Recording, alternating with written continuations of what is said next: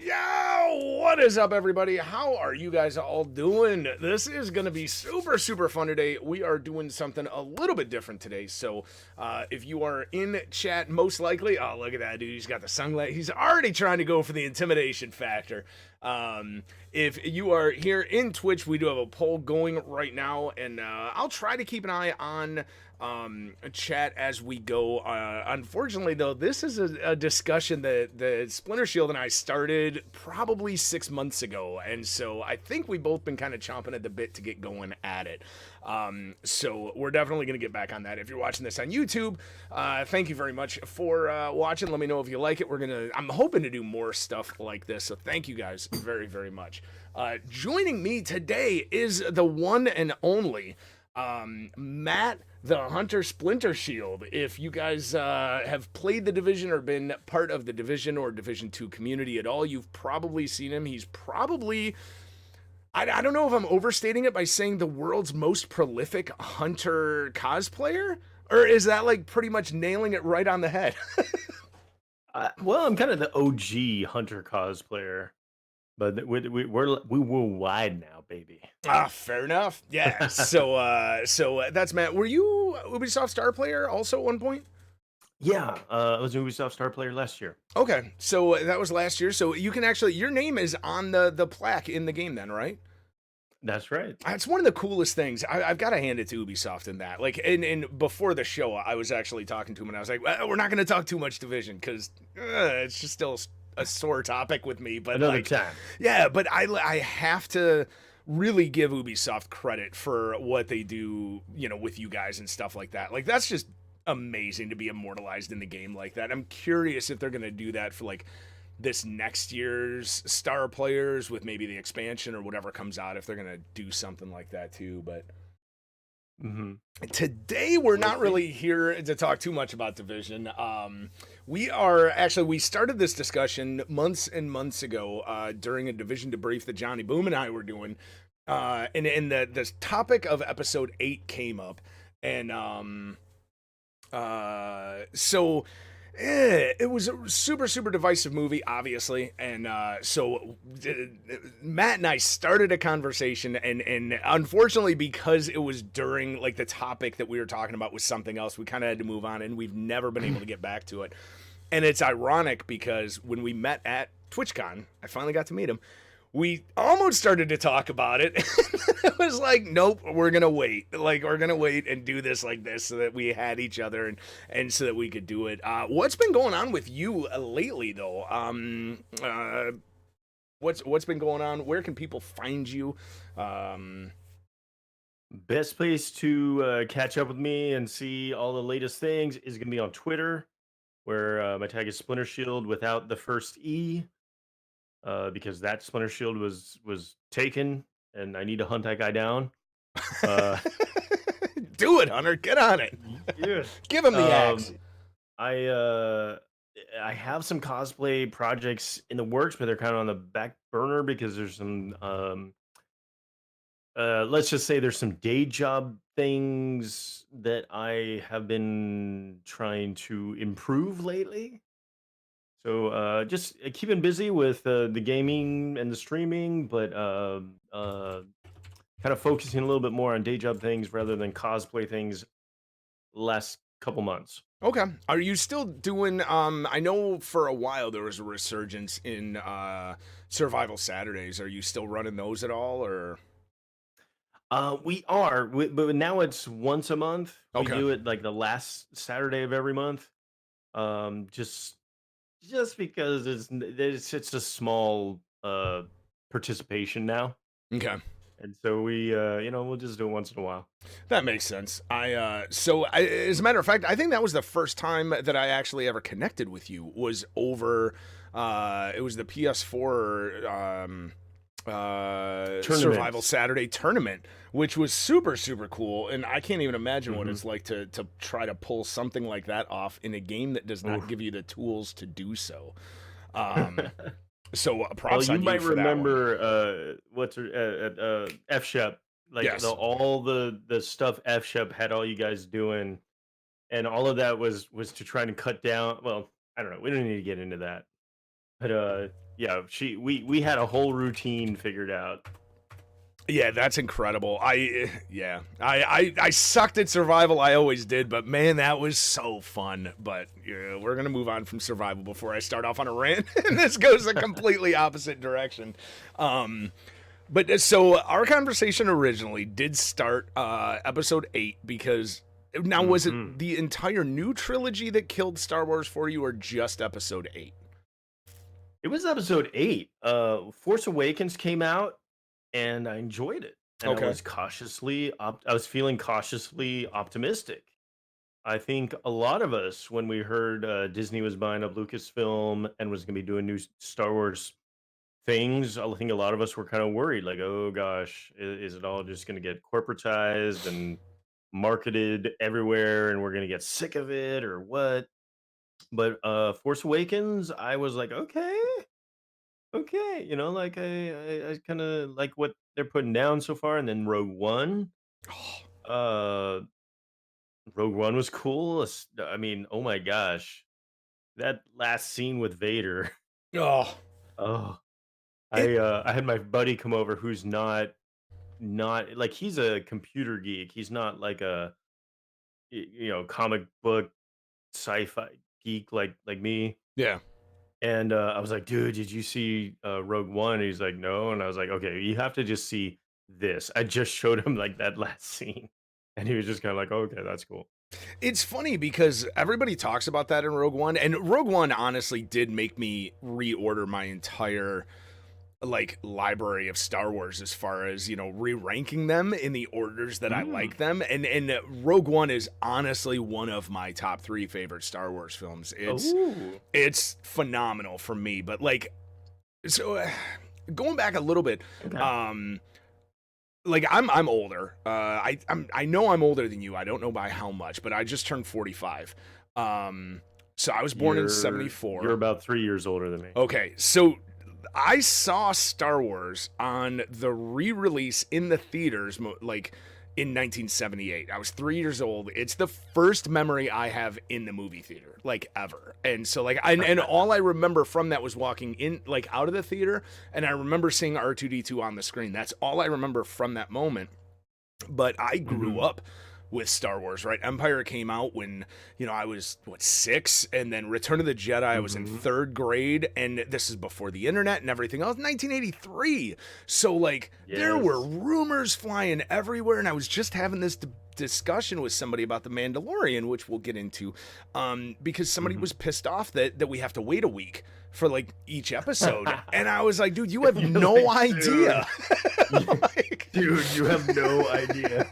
you really don't. You've I got no will. idea what it's like to have "I am your father" like dropped on you, and then have to wait Yes. 3 years to find out if that was bull crap or if it was real or what. And there was rumors that like, oh man, it was phenomenal. I remember everybody thinking like, the scene even in from Empire where Yoda's like, no, there is another.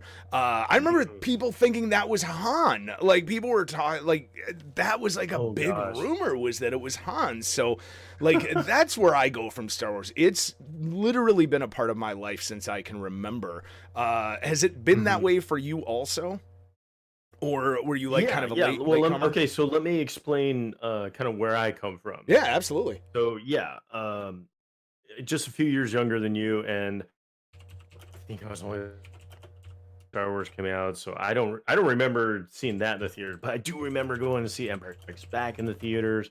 I remember going to see Return of the Jedi in the theater with like my best friend and his mom and his brother, and just like there were other movies that I like. I remember like we went and saw Star Trek Wrath of Khan, and I remember we got like a new washer and dryer, and so I got one of the boxes from one of those appliances, and I got in there with my markers, and I made like a whole bridge on the inside of this box, and I was like pretending to press Oh, buttons and stuff, that's my own awesome. little starship and stuff.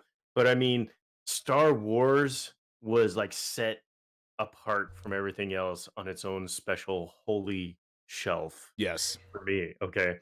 Um I mean, I'm a cosplayer. Like, I have a Jedi cosplay, and we would go. Like, I co-founded a lightsaber group here in Houston, where we would go to conventions and teach lightsaber classes, and then we would do uh uh every other week we would have lightsaber classes at this place. And the only reason I really stopped that was because it was like the other side of Houston. And if any of y'all know Houston, it is a freaking huge city. And so it added, like I had an hour both ways travel time. And just after a couple of years, it was just too much. And I was like, Yeah. I can't do this anymore. But I mean, so like Jedi teaching lightsaber classes. I mean, like I've been like I can't out in college. I was in with like a group, a club, and we had like a tent. Like there was this one theater in town where they allowed people to camp out for episode 2 Okay. tickets and stuff. And so like our group had a tent there, and there wasn't always like somebody in the tent, but I mean, like me and my girlfriend, we went and camped out for a few hours here and there, and then we both dressed up and we're in like a costume contest and a trivia contest. And actually, that was the episode 2 was the first time I went to like a midnight showing of a movie, and I was like, "Oh my gosh, it was amazing," because like everyone there was like super fans, and just the energy in that place was amazing. And so every time something crazy would happen, everyone would be like, like, "Oh yeah," just like all those moments were enhanced and stuff. So yeah, definitely been a lifelong uh dyed in the wool Star Wars fan. Yeah, I mean, I remember episode 1 when episode 1 came out. Like, I mean, it was a massively huge event because at that time it was Oh. 97, I think, and we didn't Hmm. have a Star Wars since 83 when Return of the Jedi came out. And there'd been rumors forever that there was going to be a new trilogy or a new movie and then TV shows and like all this other stuff, and we had nothing. Yeah. And I remember going into episode 1, and this is why I never trust my first opinion of a movie. I needed to Mhm. see it. I saw it 4 times like in like the first couple of weeks, and I remember it wasn't until the 4th time that I heard every line in the movie because there was Uh-huh. so much cheering going on. And like if when Obi-Wan made like a quip or whatever, everybody would just Mhm. uproarious laughter. And at that time people actually like Jar Jar. Like I remember that. I remember Jar Jar getting laughs. Real quick, because we are definitely going to get into the episode 8 and the Sure. Mandalorian. What did you think of Jar Jar? And has your opinion changed? Well, okay, I'm going to save part 2 for that based on your answer to that one. Okay. Um my my opinion on Jar Jar is nuanced. Um I'll just say yeah, uh I I don't I don't love him, but at the same time I kind of acknowledge that I mean Star Wars I'm someone who I'm not like a purist. I've read and listened to and watched like all kinds of behind the scenes stuff. So like I know so much about like what went into the creation of Star Wars. Yeah. And so, like it was basically created like Flash Gordon, where, one of these sort of serial it's supposed to seem like one of these serial shows from back when George Lucas was a kid, from like, pulp stories and stuff. And so when you look at it from that point of view, like he is sort of this comic booky character and stuff. And so I'm like, okay, like I see where you were going with this guy. And so I don't like hate him, but I'm just like, I feel like it could have been better. Yeah. See, and like I disliked Jar Jar from the beat. Like I really did. I remember coming Hmm. out and I was like, okay, I get it. Yeah, comic relief. He kind of took the place of the droids for comic relief. Yes. But he irritated the bejesus. I hated his voice. I hated his stupid walk. I hated Yes. everything about him, even though he was a technological marvel. But True. I still remember going into episode was it? Yeah, it was episode 1, And I remember thinking through the entire first third of that movie, this is just George Lucas whipping his dick out on the table, showing how big his CGI cock was. Because, like, everything about the entire first third of that movie, up to the pod racing scene, is just, look what I can do with CGI. And then I felt like Jar Jar was part of that, so I hated him. But the re-release, when they re-released, it was before Lucas sold to Disney. They re-released episode 1 in 3D in the theaters, and this would have been 2011 or 2012, sometime in there. And at that time, the plan was they were going to release all 6 3D into the theaters in numerical order instead of, order of release.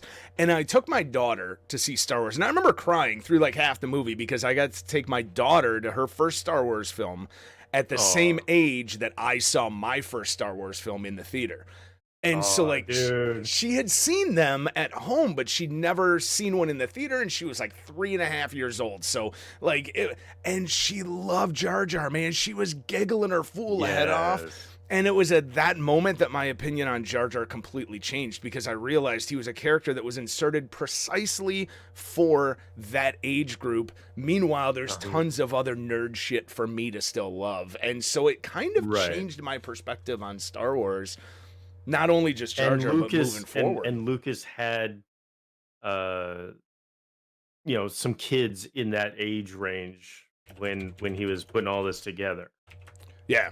Well, and it's like somebody brought up in chat Ewoks, and it was funny because my mom remembers me loving Ewoks, and to this day I love Blu-ray because I can just skip every Ewok scene because I hate them. It's the worst theory ever. And when I saw episode 3 for the first time, I remember thinking, God, this is what Return of the Jedi should have been. Like, because originally, from things I've read, that was Lucas's original plan. It was supposed to be on Kashyyyk, and he didn't have the money to do all these, Wookiees and stuff like that because costumes would have been too expensive. So they shrunk the costumes down to, little kid size, and that's basically what they did.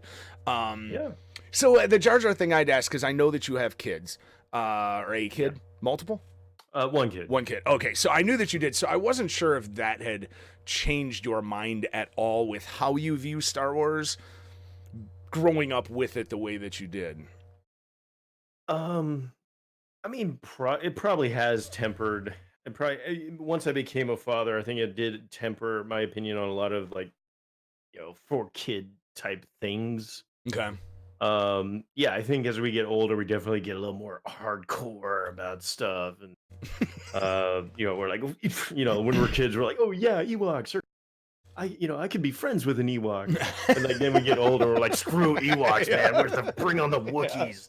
I don't care how bad of an aim stormtroopers have. Fucking teddy bears can't kill them. Like, there's just it's so stupid and silly, but like, come on. I mean, I kind of get it, but. And this is, I actually did have a purpose for all of these questions, because as we get up to like episode 7 you liked, episode 8 I know killed Star Wars for you. Okay. It's weird to me because episode 8 was definitely a divergent from everything else, or a divergence from everything else. Because of that, watching it with my kid will watch. She loves episode 3, and I actually really, really like 3.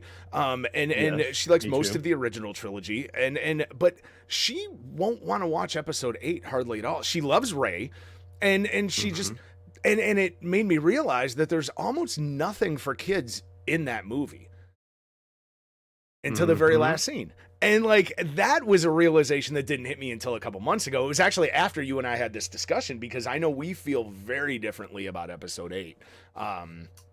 Even though I don't love it, we do feel very differently about it. So go through. So did episode 8 actually kill Star Wars for you? And if that, answer that first, and then we'll get into the next curve that I'm going to take before we go into arguing about episode 8 in and of itself.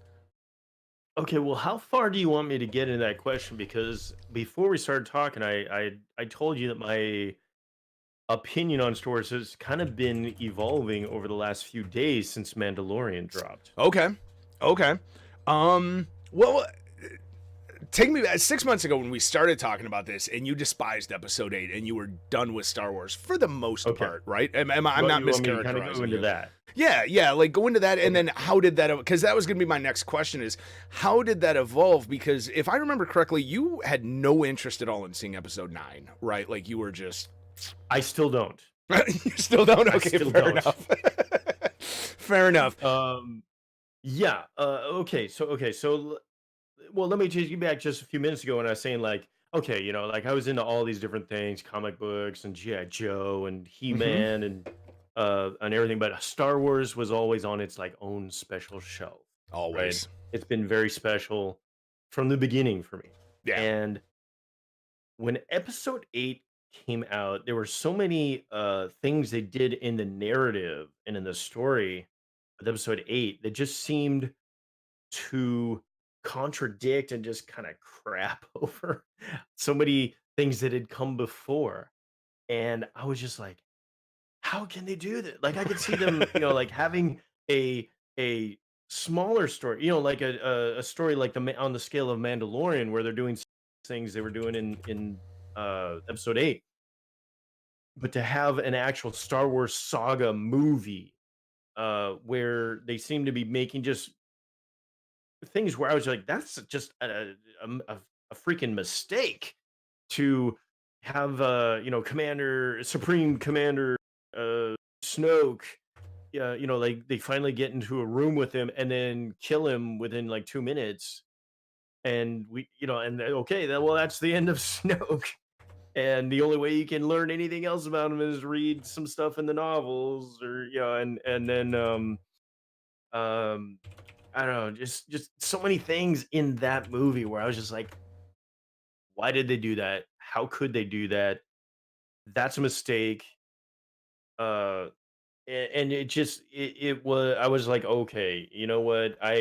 Star Wars has been this very, very special thing to me, but now this corporation has just sullied it and turned it, like just tainted it. Just it's forever tainted now, Yeah. and I was just like, I have to distance myself from it now because it's too special.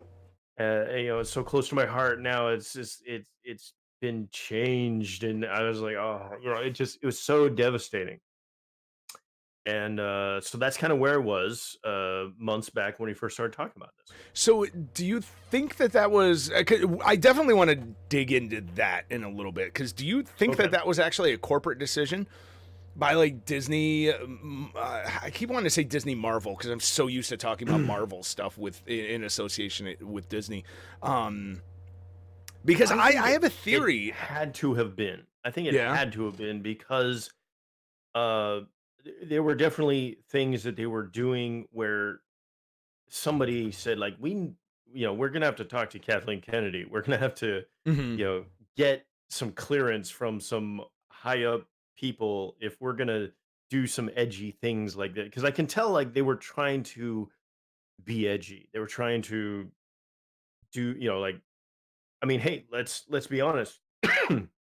The original trilogy had Empire Strikes Back, and to end a movie in that fashion, where like, Luke, I am your father, and then like, okay, like they escape, and Luke gets a new hand, and that's the end of the movie. And you're Yeah. like, oh crap, what happens next? That was edgy for that time. Oh, it was huge. Totally huge. Now, if we talk about like pulp fiction, pulp novels, pulp stories, like a lot of people nowadays don't uh know what that was. Like we have that Pulp Fiction movie, and a lot of people don't realize like that's all based off of, like it's kind of what's that director's name? Quentin Tarantino. Quentin Tarantino. Tar- Quentin Tarantino's version of, like a pulp story in a movie. And like cliffhangers and stuff like that is common with in that arena, but for a Hollywood movie, that was not that was edgy as AF back then. Right. No, And I so I think mean they were because trying to go that direction with Episode 8. They were trying to be edgy, trying to do something like oh, like everyone will be like, what? But I think it blew up in their face. Yeah, I mean, I definitely think they were going for the well, I mean, episode or I never want to call it episode 5. Empire definitely was like that Shakespearean end of the second act where everything is just blah, like it's just bleak. Um Yes. and there's really no hope. I mean, you kind of have a little bit when Lando takes off, which is still one of the. Yeah, I know they explained it in some novels, but it's always irritated me that like Lando steals Han's clothes and like takes off in the Falcon, and then the next time we see him, Chewie's with Leia. It's like Yeah. Lando is already on, and it's like, wait, what the hell happened? But yeah, that's just another side. I was always pissed that I love Lando, and I got to tell you, episode 9, that my biggest like geek moment was seeing Lando flying the Falcon again, especially after Solo. But that's probably another episode of discussion because I don't know how you felt about Solo. But yeah. So episode 8, I kind of had a different reaction with it than that. Like, I didn't Mhm. hate it. I remember walking out of the theater not loving it, needing to see it a second time to see where I was at with it. And after seeing it a Mhm. second time, I was like, okay, I get what it is. If I made 500 million, $500 million movies or whatever, there are definitely choices I would have done differently. Specifically, Luke at the end, I would have had him Mhm. real for very specific reasons. I would have had him there Yes. in person. I s- If there's one thing I would change about that movie, that would be it. why yours? I want to see if we match up on this. I mean, Luke Skywalker, my childhood hero. All Mm-hmm. right, like I didn't want to just be like Luke Skywalker. I wanted to freaking be Luke Skywalker, uh, my childhood hero. And like in episode 8, it didn't piss me off that they had him as like sort of this old and jaded Jedi. That's Okay. not what pissed me off because in a story, you've got to have character arcs and stuff. And so, like, to start him out there and then have him, kind of become reborn in his thinking or something, um, uh, and to rejoin the fight, that would be epic. That would be awesome. Yep. But to have him, uh, like he shows up at the end, and then you realize, oh, psych, he wasn't really there at all. It was just a forced projection. And you can say like, yeah, but he still, he had to exert himself so much in a force that it was the supreme sacrifice, and it actually he it was the last of his life force, and he ended up dying after that and became one with the force. You can you can try and paint it in that light, but Mm-hmm. it's just not epic. It It's doesn't work. not, and it doesn't work. No. And oh, Yeah. it's one of those things where I'm like, I wish, like I know that script secrecy was a huge thing, and I feel like maybe that bit them in the ass because they only had so many people look at this, and they didn't have enough people look at it and say, you guys, like, this is a really bad idea. This is or maybe use some focus groups or something and test that, because I think it would have been apparent like this. It's just not the audience weren't gonna respond well to it. Yeah, I Right. mean, it's the same thing for me. If I could change any one thing about episode 8, it would either be the stupid horse race scene or, Hmm. but I mean, that would be very close number 2, but it would definitely Canto be the Bite. Luke thing, but kind of for a different reason because Okay. they have him show off this insane force ability to be able to project himself, or like even not his physical being, because we realize that and actually if you watch it, he never actually interacts with the salt on the planet floor and stuff like that, so his Hmm. physical being isn't there, but he can project his image and even his force spirit, as it were, across the galaxy. How the fuck did C3PO see him to be able to interact with him, which is stupid because droids don't have a brain and the force.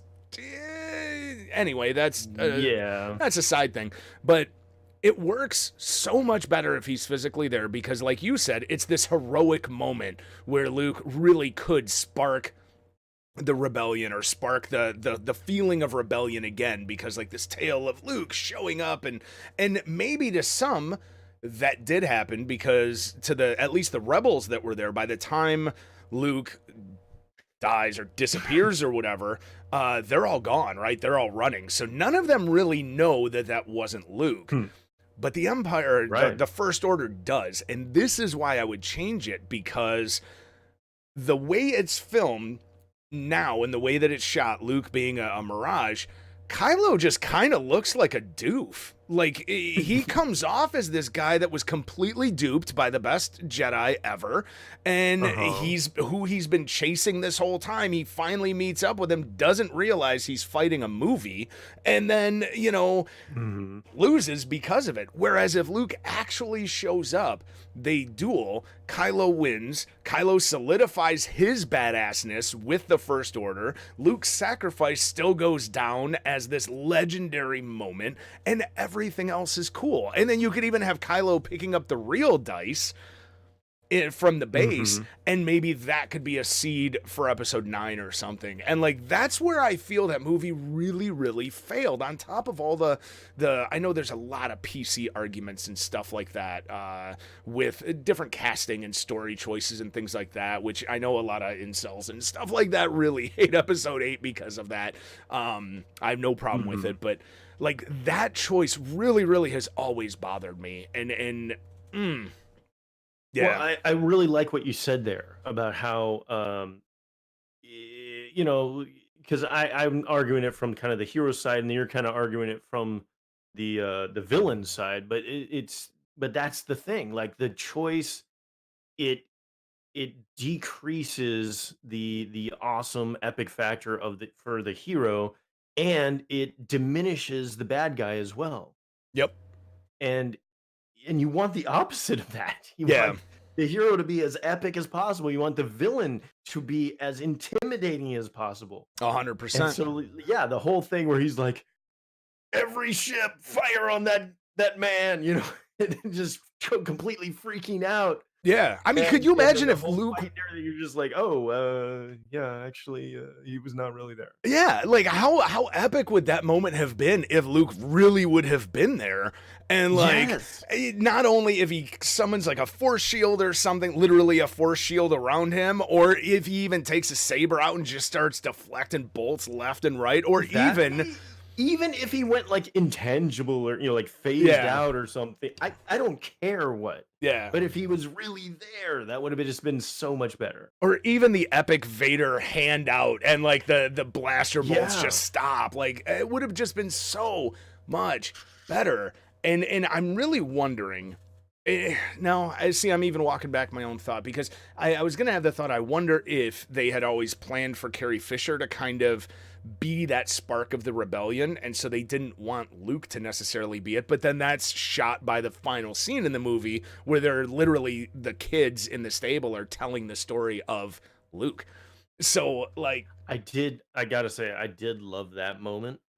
which one? I loved that moment. The moment at the end where, like, the Oh. kid, you see the kid in the stable, and what does he do? Doesn't he like pick up a broom or something? He and uses start, the like, waving- force to like call the broom to him. The broom is like up against a wall, Yes, and he's... yes. Yep. You know, I miss that. I mean, how many of us did that as kids? Man? I mean, come on. The first, I don't know how many times I saw that movie, I never realized that the kid used the force to call the broom to him. Like, I don't know how I missed it, but I totally missed that moment many viewings in. But so, okay, so that's where you were with episode 8. How much There is were just a lot of things that story choices that just made no sense to me. And I'm, you know, like, I don't make my living making movies. right? I just know a lot about storytelling and writing of a few things, and I'm just like, that's a you know, I'm just looking at stuff from the side and going like, that's just a mistake. Like, how could you do that? You know, huge, you know, hundreds of millions of dollars spent on this. Yeah, You know? it's weird to me, because Ryan Johnson seemed like... so the stories were out when they signed J.J. Abrams to do the first one, and then somebody else was supposed to do the second one. I think it was the guy that did Chronicle. Right. And then he got What shit canned. I can't remember his name, but I think he got shit canned or whatever. And then they brought in Ryan Johnson, and somebody else was supposed to do 3, and then they got rid of him, and then JJ took over, or 9 rather, and then JJ took that over. And I remember when Josh Trank. Josh Trank, that's it. And I think because he was the one that ended up doing the Fantastic Four reboot that nobody except for me likes. I love that movie. I really, really like it, but that's another discussion. I really do, man. It's fun. It sucks. It's a terrible movie. But I don't know. I just like it. I think Michael B. Jordan has something to do with that. Yeah. He was, like the start, the acting in it was pretty good. Yeah. And I feel I don't know. I don't know how much of it was studio screwing it over or what. I feel like the studio kind of had a certain vision for that film, and Josh Trank had a certain vision. Anyway, let's stay with Star Wars. Yeah, stick with Star Wars because I do feel we could do a 24-hour geek stream where we just bounce topic to topic. But we totally could. I really think we could. Maybe we'll do that for charity sometime. But I might be down for that. But yeah, so some of the choices. So JJ, I remember when episode 7 was coming out that there was an interview where he said that they all sat down, Kathleen Kennedy and Lucasfilm and everything, and they had a general idea of where the story was going to go for this entire trilogy, but none of the specifics were in place. And this is where I kind of feel like episode 8 is pure genius.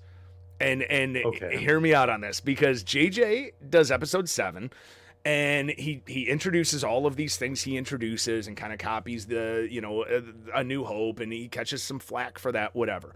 Ryan Johnson comes in and undoes literally everything that every seed that JJ planted. Ryan Johnson threw out like Luke tossing the lightsaber as soon as we see him, right? He was like, all of this in episode 7 is now presented to me. Fuck it, we're gonna go this other way. And I feel like that's a genius move for that opening scene, if that's what you're doing. The way he tosses lightsaber over his shoulder, I was like, okay, yeah, that's pretty much what they did with everything from episode 7. It really is, but this is where I kind of that was kind of genius, but what they did. But okay, but here's my thing. Okay. Well, no, wait. Well, before I get into any of that, let's let you finish. Yeah, I was going to say, because the genius of it, I think, comes later, because everything that Ryan Johnson did from the moment he threw out everything of JJ, he left whoever the next director is a back door to undo everything he did. Like, every decision he made, from Kylo destroying the helmet to Luke, I mean, maybe not Luke dying, but what is that back door? Well, think about it. Okay, so we've got Kylo obviously can just remake his helmet. He can rebuild the First Order again if they want to. We've got the whole, the biggest seed that JJ planted is the Rey's parentage, right?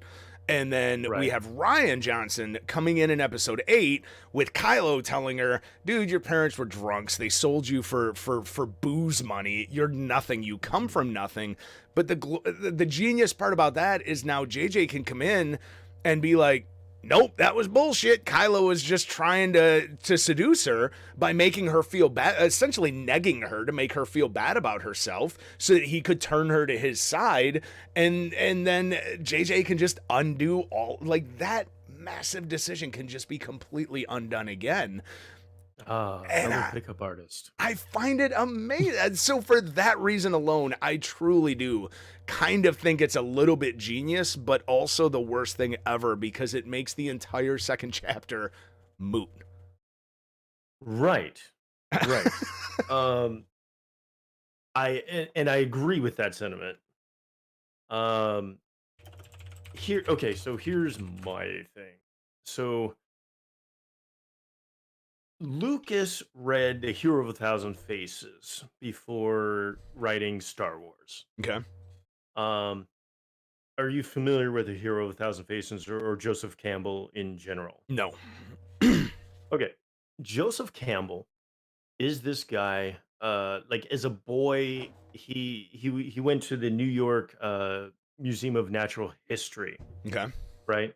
And one of the things that enthralled him the most were the Native American masks. Okay. And he started getting into like all this like Native American mythology and stuff.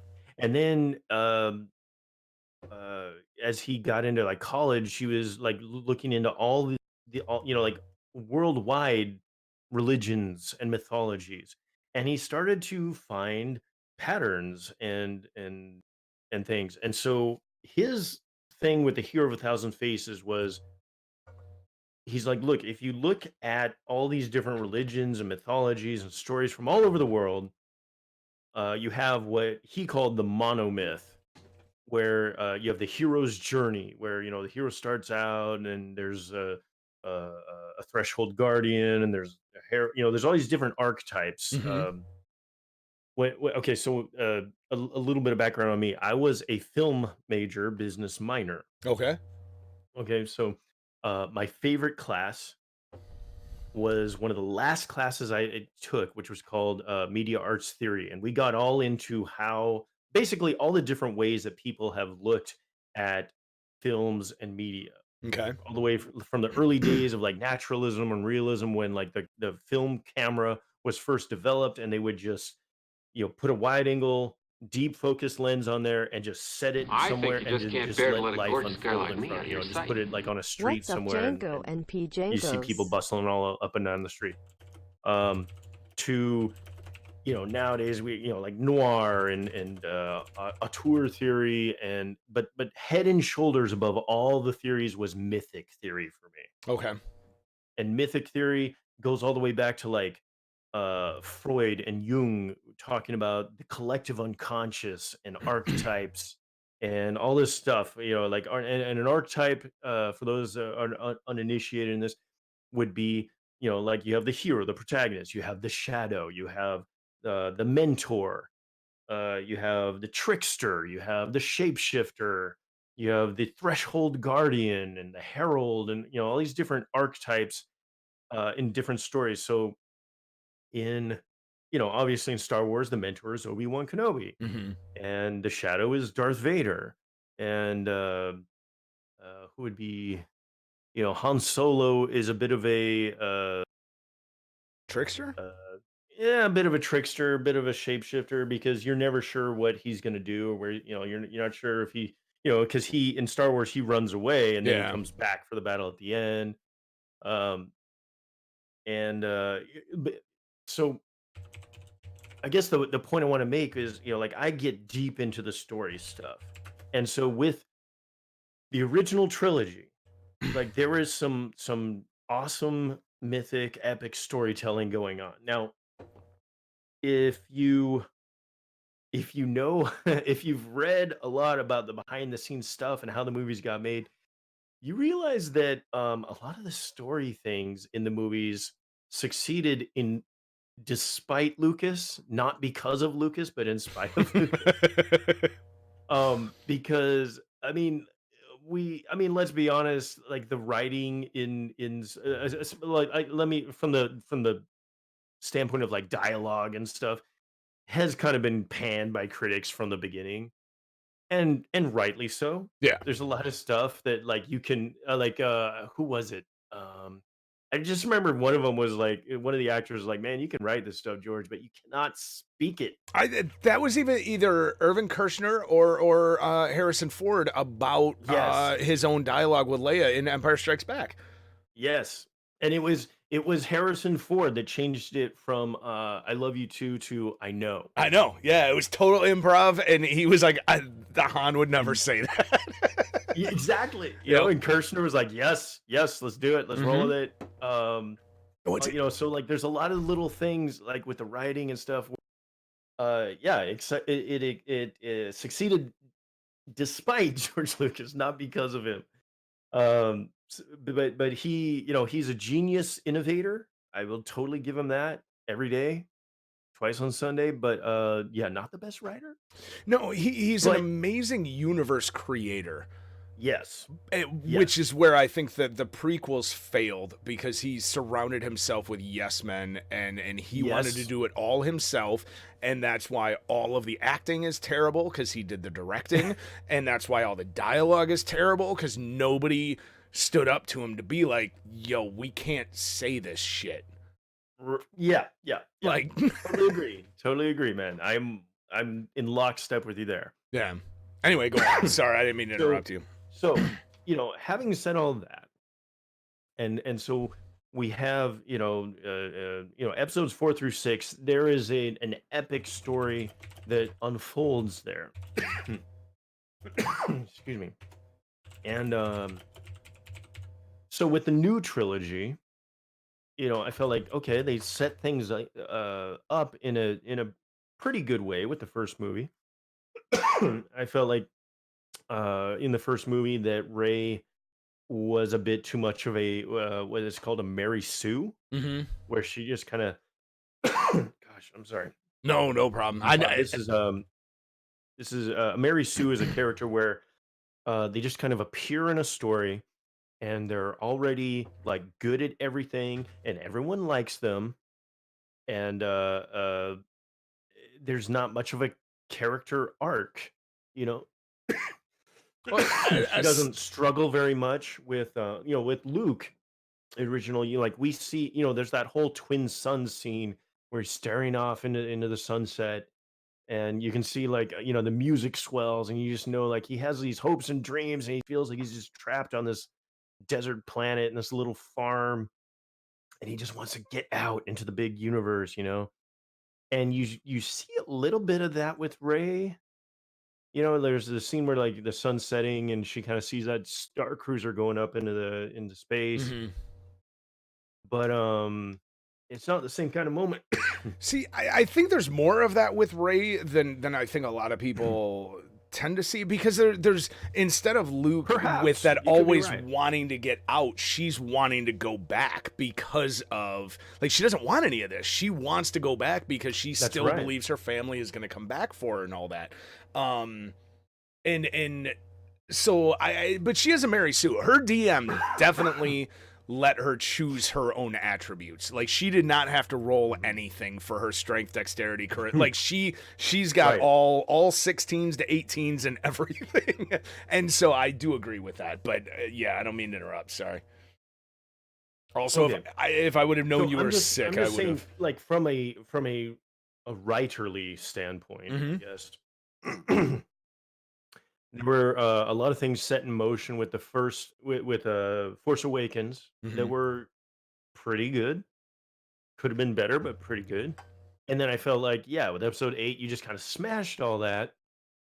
And I think I see what Ryan uh, Johnson was trying to do, and that he was trying to go kind of very like deconstructionist with Star Wars, where he's saying like, okay, you guys are expecting there to be all this kind of mythic, epic stuff, but really these are just normal people trying to make their way in the galaxy. And I'm going like, you what are you doing? You can't go deconstructionist with Star Wars, which is supposed to be epic. It's Yeah. supposed to be like these grand stories unfolding on this galactic scale.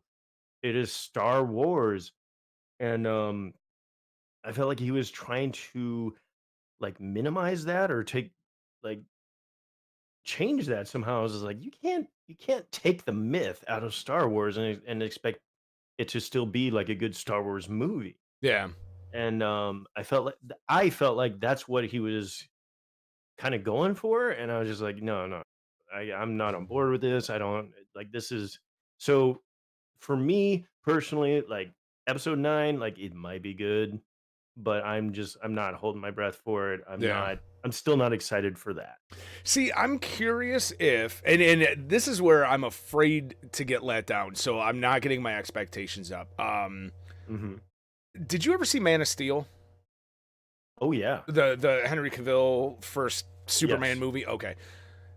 I remember when that came out. I own the movie. I own it. I love that movie, and a lot of people hated it because of the ending, because of all the destruction, and like Superman didn't do enough to like it didn't feel like Superman to Superman like purists, right? Because he couldn't Right. save the city, and he let too many people die, and he did this and did that, and I had the perspective that like this is a dude that's literally kind of only mastered his powers and known who he is for like 4.5 minutes tops at that Yes. point, Yes. right? So like. Yeah. And I remember thinking, and like, everybody was upset that he killed Zod, spoiler alert, at the end. And, like, Superman wouldn't do that. I think was it 5 years in that movie? Yeah, I I think it's know. okay. Yeah. But like, in my whole perspective on that was like, what if Man of Steel 2 shows all of this in retrospect and he grows because of it? Like, to me, Man of Steel would have Oh, yeah. become way more epic if Batman vs Superman would have done that. And instead, like, if Batman would have shown up and been pissed off at Superman because he let all this happen, and then through however that happens, Superman kind of learns like how to be more responsible with his powers and to be able to take the fight outside the city, blah blah blah. Superman Right. grows as a better character, bigger character. He makes a vow never to kill, blah blah blah.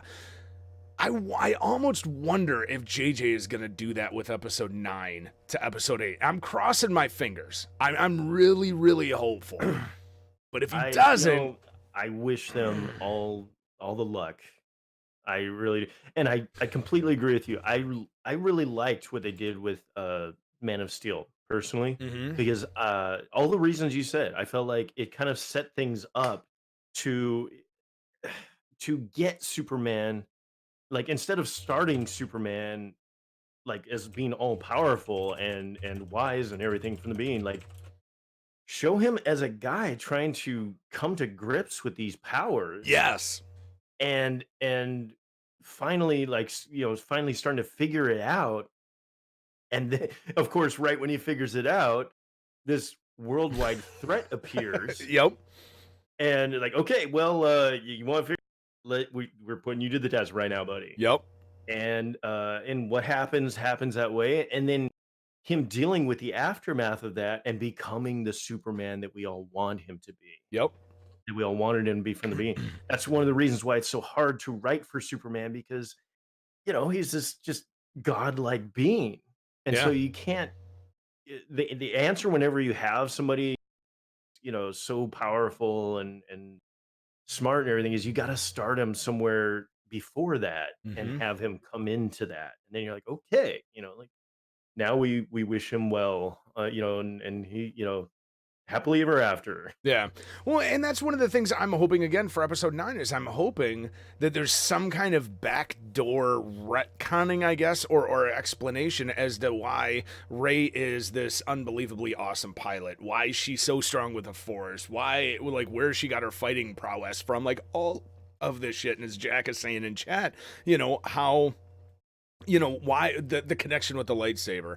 And I'm glad that JJ's Mm, doing episode 9 because that was a seed he planted, so he gets to water mhm. it now, and he gets to either like reap it or sow it. Like that's his to do now with whatever he wants. So Yeah. I hope that they do that.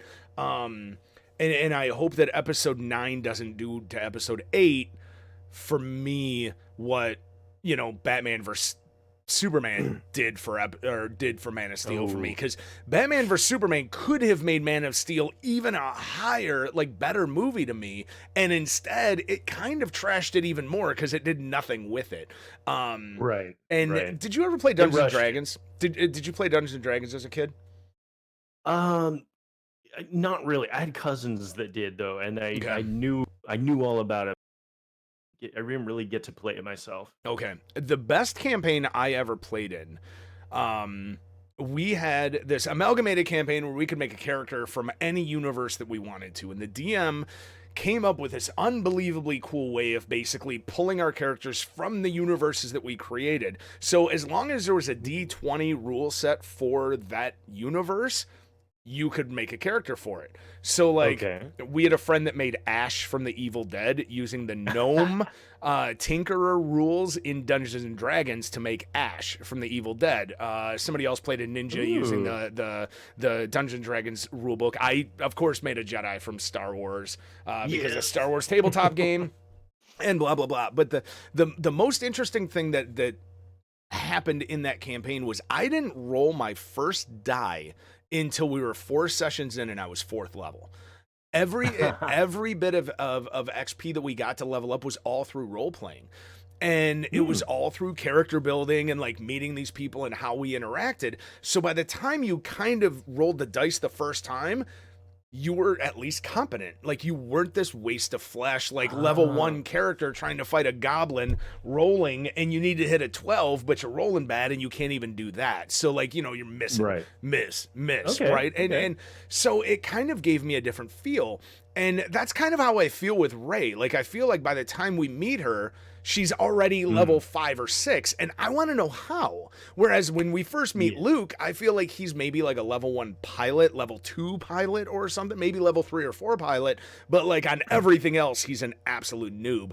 She's already multi-classed in so many things, like I need to know why. And if it's a genetic thing, cool, that would explain it, but we need to know that. I really, really, really think we need to know that. Okay, And Janko, I need to take a quick no break. problem at all. Just No for a problem at minute? all. Yeah, I I'll know be you're right back. struggling, man. I'm sorry. No, it's all right. It's all right. I just was like, oh, I need to go really bad. No, I totally dig, I'll man. be right back. Not a problem, man. Creative team, I hope you're joking. I really hope you're a troll. Because it absolutely was not. But I am completely down to hear why you think that. While we wait for Matt to come back. Everybody that's here, thank you very much for hanging out. I really, really appreciate you. If you're here on Twitch, we do have a poll going, so ! poll. We also, there's a new command in chat, ! question mark. If you have a question specifically for me or Matt, that you want us to answer, I'll answer those at the end. It will direct you to the Discord, and then you can pop in your question there. I'm trying to keep up on chat, but again, this is a conversation that Matt and I have been putting off for literally months. So this is more of a podcast back and forth. That's why I'm kind of not reacting to chat right away the way that I always do. But yeah, I need to go back up actually. Creative team. I am curious. One thing you learned from Batman vs Superman: if you have a mom named Martha, dude. Honestly, Jack, that it's something I forgot to mention. I really, really want to be in that universe now, just so that I can steal shit. And then when Batman is beating me up and getting ready to take me to jail, I can just say Martha and leave him in a puddly crying mess in the corner. And I can escape. Because that's what I did learn from that movie. I completely agree with you.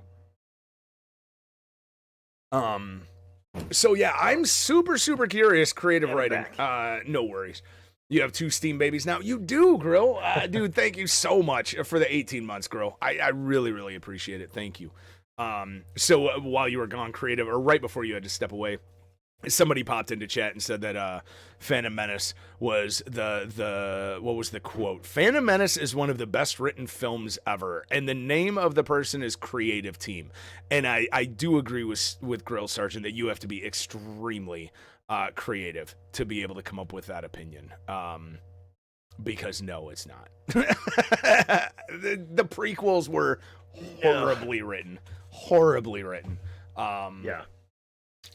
Gosh, wait, did you ever see that movie, The People versus George Lucas?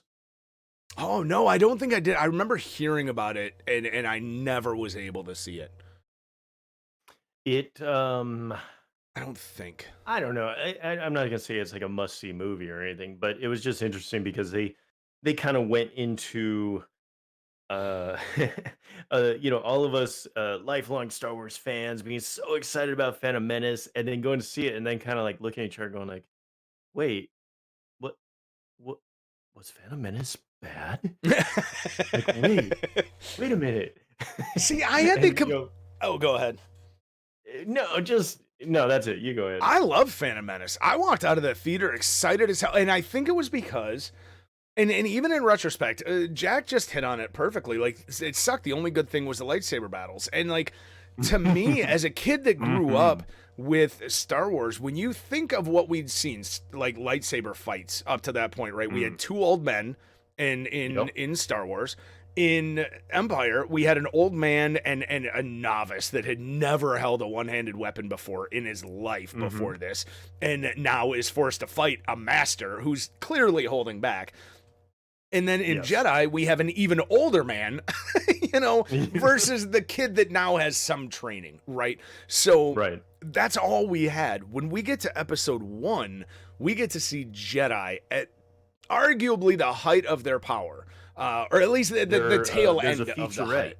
called "The Prime of the Jedi" Oh, really? and I remembered the name exactly for that reason, because he's saying like we wanted to show the prime of the Jedi, show like when a Jedi opens up, this is what he's capable of. You Yeah. know. Yeah, no, and I completely agree. And for that reason, I loved episode 1. Any scene in that Yes. movie with a lightsaber is beautifully shot. It's beautifully choreographed. It's amazing. And that's the one thing that the entire prequel trilogy did phenomenally well was lightsaber fights. Except for, and I will argue to my death about this, the Dooku Anakin fight in episode 2 is the worst bit of cinematography I have ever fucking seen. Yeah. If you haven't seen it in a while, go back and watch that. It's literally, and maybe it's because I know how it was made, it literally looks like they're just sitting there with fluorescent lights posing. Hmm. Like they're not even fighting. And there was this a picture in one of Like my it's all kind of just window dressing until Yoda shows up, and then Yoda just completely flips out. Yep. But it's I have to say, like, I w- I remember the first time I saw it, I was like, "Oh wow, this is awesome! This is amazing! Look at Yoda go!" But now, like looking back on it, I'm like, "Yeah, but wouldn't Yoda fight differently than that?" I don't You know. yeah, I don't know. I think that whole scene got ruined for me. There was a picture in one of my rule books. Actually, it's one of my D20 rule books. I could dig it out if there wasn't a spider on my bag right now. But which now is creeping me out because I just saw it. Clarence is not staying in his corner. And We I'm need a upset about it. flamethrower. Right. But it was a picture of Dooku holding his red saber and a blue saber, and he was dual wielding. And I was Mhm. like, what is this? And it's from the movie. So they had filmed this part of that fight where Dooku used the Force, took Obi-Wan's lightsaber, and then went at Anakin with two sabers. And they Ooh. cut that because they didn't want that to upstage Yoda's big entrance. Because if you're already wowed by seeing something we've never seen before with somebody using two Mhm. sabers, then seeing something we've never seen before again so quickly after with Yoda would like ruin Yoda, I guess, for Lucas. And that always pissed me off. And honestly, it's the one thing about episode Yeah. 9 I think I'm going to be most disappointed about is I don't think we're going to see Rey with a saber staff or with a dual bladed saber. And it's pissing me off because she should. She's been using a pole arm this entire time. Episode That's 1 she true. was using it. She should, and Luke's lightsaber being destroyed was like the perfect reason to like rebuild it, but rebuild it as her own. And when I saw the Mhm. trailer and she just repaired Luke's, I guess, I'm like, wait, what? God, I hope that's a vision and not what she's actually using, but I don't know. I Um, don't know. so in hindsight now, episode 8, obviously, I'm guessing bottom tier Star Wars movie for you, right? Like worst of the worst. Absolutely. Okay. Absolutely. It's still not Yeah. there for me. Episode 1 is still that for me because I have this belief that episode 1 is completely useless in the entire saga. If you've never seen Star Wars and you start watching at episode 2, you don't miss anything. There is nothing that happens in that movie Right. that reverberates in any other movie. In the lore Right. and stuff, there is. If you start on episode 2 Yeah. and you go to the end, like, yeah, you haven't missed anything. There's nothing where you're like, well, wait, what happened before that? Like there's nothing really where you're like, oh, before this, um, that you need. But and that's you could like that's another thing with episode 8 for me. Like Rose's character, like you could take Rose's character out of episode 8 and it would be fine. You could take the purple-haired admiral, I can't remember her name, Oh, yeah, I know who you're out talking out about. as well, and like just you have any other random character kind of fill that role in, and it's fine. Yeah, I agree with that. There and so like whenever you have something like especially with like the main thing with movies is time is always against you because you have a Mhm. limited time to tell this story that needs to unfold. Even and like that's why it's kind of cool to see some books made as series instead of movies because they have more time to get into little details and things that you just can't get into with movies. Because with movies, like the story is all like every scene, you have to be advancing the story, Mhm. introducing character things. Just like time is always against you. So like, yeah, when if you have an entire movie that can sort of be excised from the group of the rest of the films, that's not a good sign. No, and in that regard, I definitely agree with you. And Jack just said something, and I'm really curious because I haven't read the episode 7 or 8 novelizations, so I Hmm. haven't read those, and I don't know if you did. Did you ever read the episode 3 novelization, Attack of the, or not Attack of the Clones, Revenge of the Sith? Revenge of the Sith. Yeah. Um, I I don't think so. And this is where my argument that George Lucas is a terrible filmmaker, a great universe builder, as we said, but a terrible writer, Mhm. terrible director, because the book for episode 3, the novelization, is freaking amazing, and it will give you so much insight into everything that happens in that movie, whereas when you just see the movie you're like, wait, what? Just like you just said, right? Like, you can't have throwaway scenes because time is against you, but then you have No. this scene in episode 3 with Yoda, Mace Windu, as they're flying for Yoda to go away to Kashyyyk, and Mhm. Mace is like, I still don't trust that kid, talking about Anakin, and it was like, wait, why don't you trust him? Like, you never have. Like, what's the deal with that? Because it's never been explained in the novelization. They Well, and explain, a cardinal rule in storytelling is you gotta show, not tell. yes, And right there, he's just telling. He's yeah, just like, "Oh, I don't trust him." But you're like, "Well, why? yeah, Why? Why not? Like, he's a Jedi Knight now. He's done the trials. yep. Well, So and what is like if he said something more like, I don't know, it's just like I sense darkness in him or something. Even that would have been better. yes, yep, and I that's sense darkness in him. Like, write it that way right, instead of just like, well, I don't trust that kid. You're like, yeah. what does that mean? Right. And it's explained in the novelizations, which means I believe it was explained in the script. And what it was is Mace, since the moment he's met Anakin, one of his force abilities is that he can see vergences in the force, or like he can see Mm, where like essentially almost like a barrier or something between people in how the force of this person interacts with this one. And so he always sees a vergence between Anakin and Palpatine, but he doesn't know why. ooh, Like, he can't figure out what that issue is, but he knows these two are connected in some massively huge way.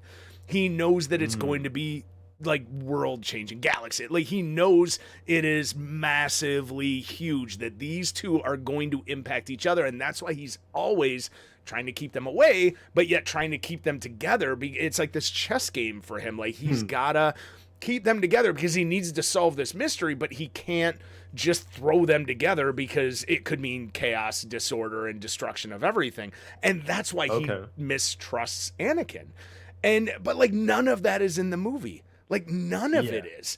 And like, that right there would have explained it. When Anakin gets put on the console, or the on the hmm, council, and he gets pissed off about it, in the novelization it explains he's having these dreams about Padme dying, and he yeah, knows that or he's heard rumors, or he thinks, or maybe Palpatine told him that like the Jedi holocrons could give him the information on how to save her. And he knows that Jedi masters get access to those holocrons. They get access to that library. So when they put him uh-huh, on the council, but they don't make him a master, he loses his shit, because that was him getting this thing that he needed to try to save Padme Oh, but then no, they pull it away from him, and so he acts like a kid. Again, not in the movie, but would have explained so damn much, because in the movie he's just Absolutely. he's just Oh my gosh. yeah. It would have been easy to include that, in my opinion. Yeah, no, it would have been huge. Hold on one sec. I think I lost I think your audio is going Discord. to be a little bit. Yeah. I think I got you, but I don't know if it's my internet or if it's Discord acting stupid. I'm gonna leave the call. I'll call you right back. Okay. Sorry about that, chat. Technical difficulties. There we go. Okay, we got you back. Okay. Are we back? We are back. Okay, cool. Yeah, we're back. I hate sand. Exactly, Imp. Yeah, no, it was just terrible writing. I hate sand. Ugh. It's hot, coarse, it gets in everywhere. Oh my god. And like that's my thing with episode 1. They could have gotten rid of episode 1, had episode 2 as episode 1, and explained what is now the Phantom Menace in the opening crawl of episode 2. Episode 3 could be the big dark ending of episode 2, and then we have the new episode 3 could be the purge of the Jedi and the birth of the rebellion, which is still ending kind of on a negative note, but with that spark of hope. And then all of a sudden we've got 20 years, and then boom, we get episode 4. Like that, it gives me chills thinking about how amazing that would have been. Instead, we get. If you want to talk about that, there's a YouTube. Gosh, if you get on YouTube and you search for "what if episode 1 had been good," I think you'll find his stuff. And he did a thing for episode 1 and 2 where he kind of like takes the story and kind of gives it another pass and says, "Okay, now what if we had done this instead of that, and this instead of that?" And like he says in episode 1, don't kill Maul. And so you keep Maul alive, and then you have this, but he still kills Qui-Gon Jinn. And so then you have Obi-Wan all like, hey, wherever Darth Maul rears his head again, I will be there. Mm-hmm. I must avenge my master. Yep. Like it gives so much more impetus to the story, makes it, gives it that extra punch. Just a lot of cool things like that. He looks at elements from the stories and like how you could have changed it this way, and still kind of had the same general format, but make it so much better. Yeah, it's like even Imp just said in the Clone Wars series, Maul got Spidey legs. So it is like they went back and retconned that, and they brought him back, and I thought that was great. My biggest disappointment in episode 1 was that Darth Maul got killed. He was like the biggest waste of a character since Boba Fett. Like coolest character, coolest looking. Oh my god, these badass abilities, and for months and months in the trailers, we were led to believe this is the new Darth Vader, and then we lose him after a movie, and. Yeah, such a waste. I'm curious if that's what Rian Johnson was trying to go with the Snoke, to bring it back to episode 8, because, you brought that up, and like Snoke was supposed to be this big badass throughout this whole thing. There's rumors about who he is. Is he a clone of Palpatine? Like, is he this Force spirit that's embodied some other something? Corpse. Yeah, and like, who is he? And then he just gets taken out like nothing. Like, it was... Yeah. And you're like... The whole thing with him to me was like he is so wise that like anything that's going to happen, he's supposed to be able to see it like miles away. Mm-hmm. And then he just gets taken out like a punk. He really does. With a wave. You see that coming? Yeah. Like, come on. Yeah. So yeah. I just literally killed with a wave. It seemed like such a wasted opportunity. No, it totally did. And that's even going back to Lucas being a terrible writer, even with Padme dying the way she did. Just, she's lost the will to live. Like, she's about to have 2 kids. Oh my God, that scene. I swear to God, I would rather punch myself in the nuts than sit through that scene again. It's so terrible. It's so true. Because think about it, that scene, Lucas killed his own out with the original trilogy, because Leia's like, she was very sad. She died when I was young. Like, all they've got to do is have Padme stay alive, and that stays real. Like, that stays true. Yeah. And they kill her off for literally no apparent reason. Who is this chick that Leia remembers now? Like, By the way, coincidentally, I should mention that right before we were starting this, yeah. like I got home and was just able to do a couple of things before I had to jump on this, and JJ, my boy, is in the other room watching Return of the Jedi. So I literally saw the scene right before this where Leia is talking, like Luke is asking Leia, like, "What do you remember about your mother?" Yeah. and all that. So I just saw that scene again. Yeah. God damn it. Geek trivia question. I'm just Yes. curious. Do you know what were the original origins of Darth Maul's horns on his head? I don't know that. I know that the original origin that was written for him was actually created by a writer for the D20 role playing game. And Oh. he was taken as a kid by Palpatine and dropped on literally a deserted planet. And he was told just to survive. And he did. And for years or decades, he survived. And the entire time he was there, he hated Palpatine so much that literally his hate kept him alive, which actually leads to my favorite comic book moment of all time. He actually fights Vader in the comics at one point, and he believes he is the true Sith because he is so filled with hatred and rage that nothing can kill him because his hatred keeps him alive. And he strikes Vader down, and Vader's down on one knee, close to death, and Maul comes up behind him to strike the killing blow, and Vader ignites his lightsaber through his own chest, stabbing Maul behind him. And as Maul dies, he's like, "What could you possibly hate enough to kill me?" And Vader just mumbles, "Myself." And it like gives me chills because he thinks he killed Padme. So it's like I literally Yes. I've got goosebumps right now thinking about it. That, oh my god, I want that to be in a movie. But Me no, too, anyway, dude. go back. No, well, are you talking about from the Clone Wars? The original origins of the horns was actually the concept art was they were feathers that were strapped down to his head with wire. It was a really weird concept, really weird. So it was like But a feathery version of Pinhead from Hellraiser? well, instead of it being actual horns, Yeah. they were just these like feathers that had been like strapped to his head with wire, like literally just these little feathers poking out Huh. and wire wrapped around his head. And I was like, wow. And so I'm just like, okay, so here's an example of where like the concept artists push it out to the max, and then somebody's like, you know what, instead of feathers, let's make those horns. Huh. Oh yeah, that'll work, you know. And Yeah. I thought that was so weird. And the only reason I know that is because when I bought I bought like the collector's edition VHS tape of episode 1 when it came out. It had this great little art book with it and all this concept art of like all the different various concepts they had for C3PO and Yoda and the uniforms of the Jedi. Mm-hmm. Which I actually kind of wish they had done. Originally they were going to have all the Jedi be like clad in black, kind of like how Luke looks in Return of the Jedi, Okay. where he had like the dark, you know, shirt and trousers and Yeah. cloak and stuff.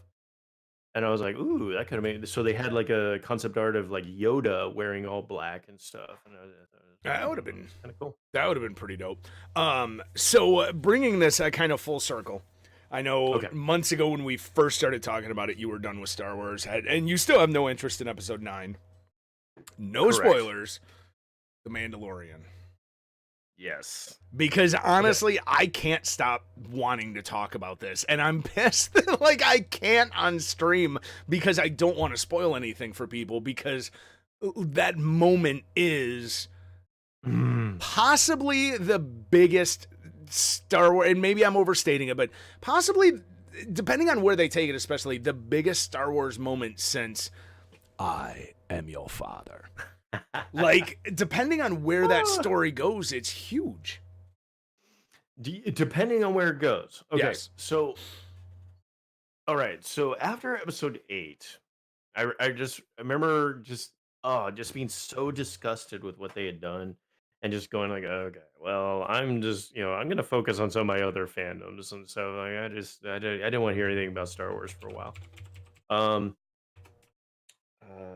let's see. Solo came out. I didn't see Solo in theaters. Now I wish I had seen Solo in theaters because I actually really like Solo. I love Solo. I thought it was fantastic. Yeah, yeah. I thought they did. I feel like they really got a bum rap, um, and wish it had done a lot better than it did. I'm sad they won't But then, that they kind of tanked any idea for a sequel. I mean, because honestly, yeah, from that, not only do I want to see a Solo sequel, I honestly want a Lando spinoff because Donald Glover as Lando just absolutely he killed nailed it, it. man. Like Yes, he did. perfect, and like the explanation for why the Falcon is as like persnickety as it is, and like why it's got this attitude and it's constantly like breaking down, like Yes, it was pure genius the way that they wrote that movie. I thought it was fantastically well done and just yes, fun. yes. Just Absolutely, fun. Didn't take itself absolutely. seriously, just fun. Yes, absolutely. I'm on board with all what you're saying. So saw Solo, Okay. rented it, and I was like, Okay. oh, actually, this is pretty good.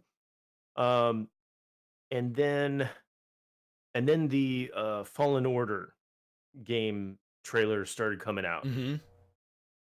and I was looking at this. I'm like, okay, so how done with Star Wars are we? Because this is kind of looking good. And started kind of started to reevaluate my opinion. Okay, Mandalorian. Last week my wife's like, "Hey, so we gotta get Disney Plus." I'm like, "Oh yeah." Oh, and then you reminded me last week about Mandalorian Mm-hmm. coming out, and I was like, "Might be good to see Mandalorian before we do this thing next week." Yeah. So we like canceled our like Beachbody on Demand channel. We ordered Disney Plus, and we watched it like Tuesday morning, like right when it came out. And oh my gosh, and having seen it, I'm just like, wow, whoever started writing and envisioning this really loves Star Wars and really knows the lore and the universe very well. Jon Favreau. Yes. And so yeah, loving Mandalorian. If they can keep this up, everything they set up in this first episode through the what is it? It's only eight episodes, Yep. right? Yep. This season, so it's only 8 episodes. They can keep this up, and I'm thinking they planned 8 episodes because they're gonna pack them. So I think they will.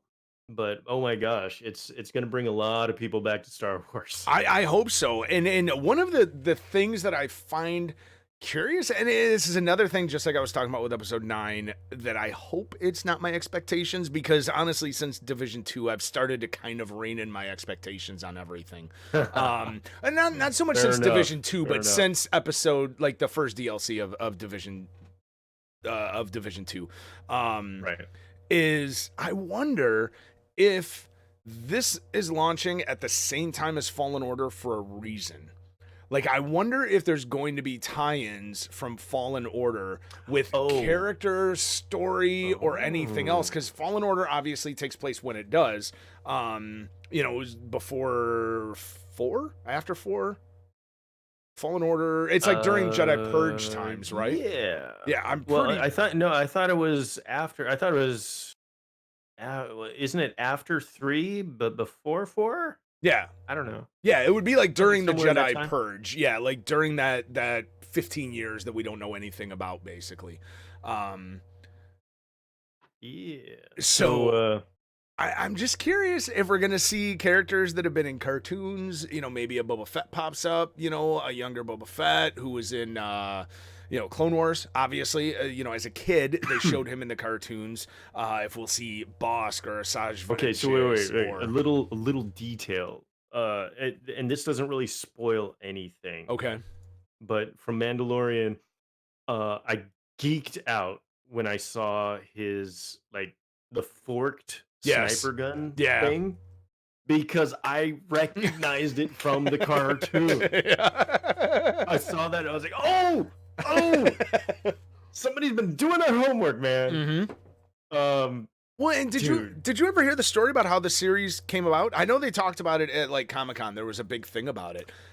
I probably did, but please jog my I memory. it was John Favreau was literally writing this in his garage and like writing full treatments. I think he wrote episodes and building props and stuff in his garage, and Oh, then wow. like got a meeting with Dave Filoni and like brought it up with him and then convinced him to do it, and then they pitched it to Kathleen Kennedy, and then that's how this all kind of came about.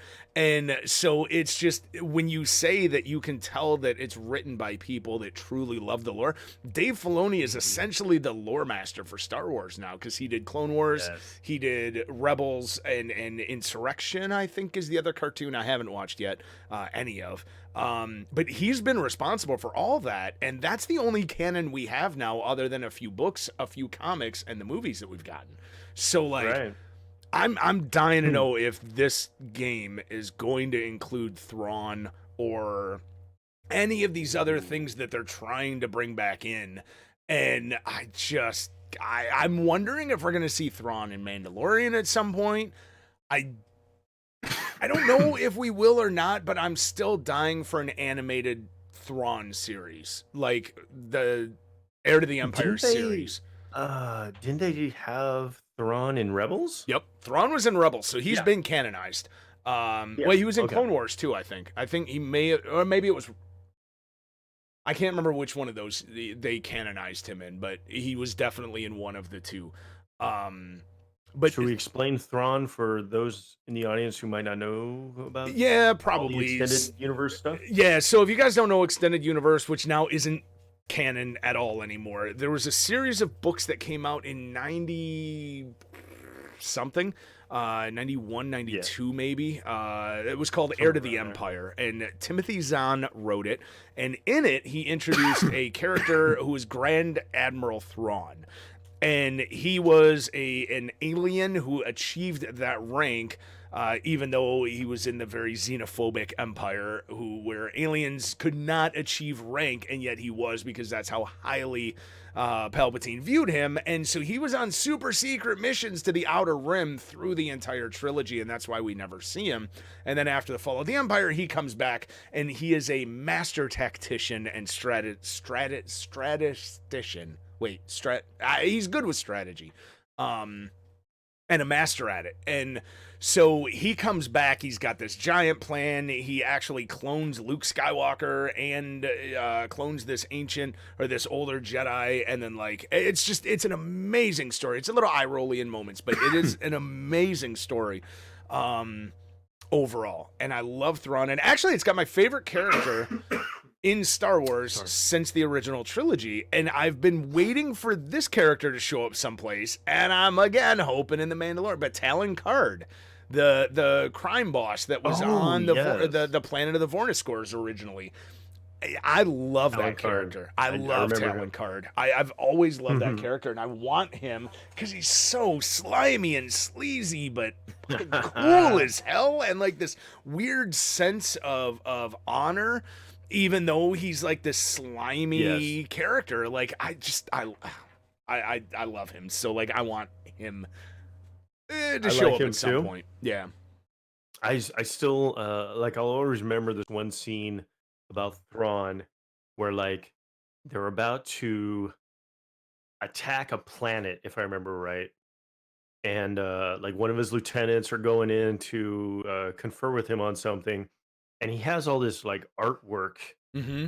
holographically displayed or something in his ready room, and he's like, admiring this artwork. He's like, "Yeah, we're about to attack this planet. This is artwork from that planet." And the person's kind of looking at him like, "What the f are you doing, Thrawn?"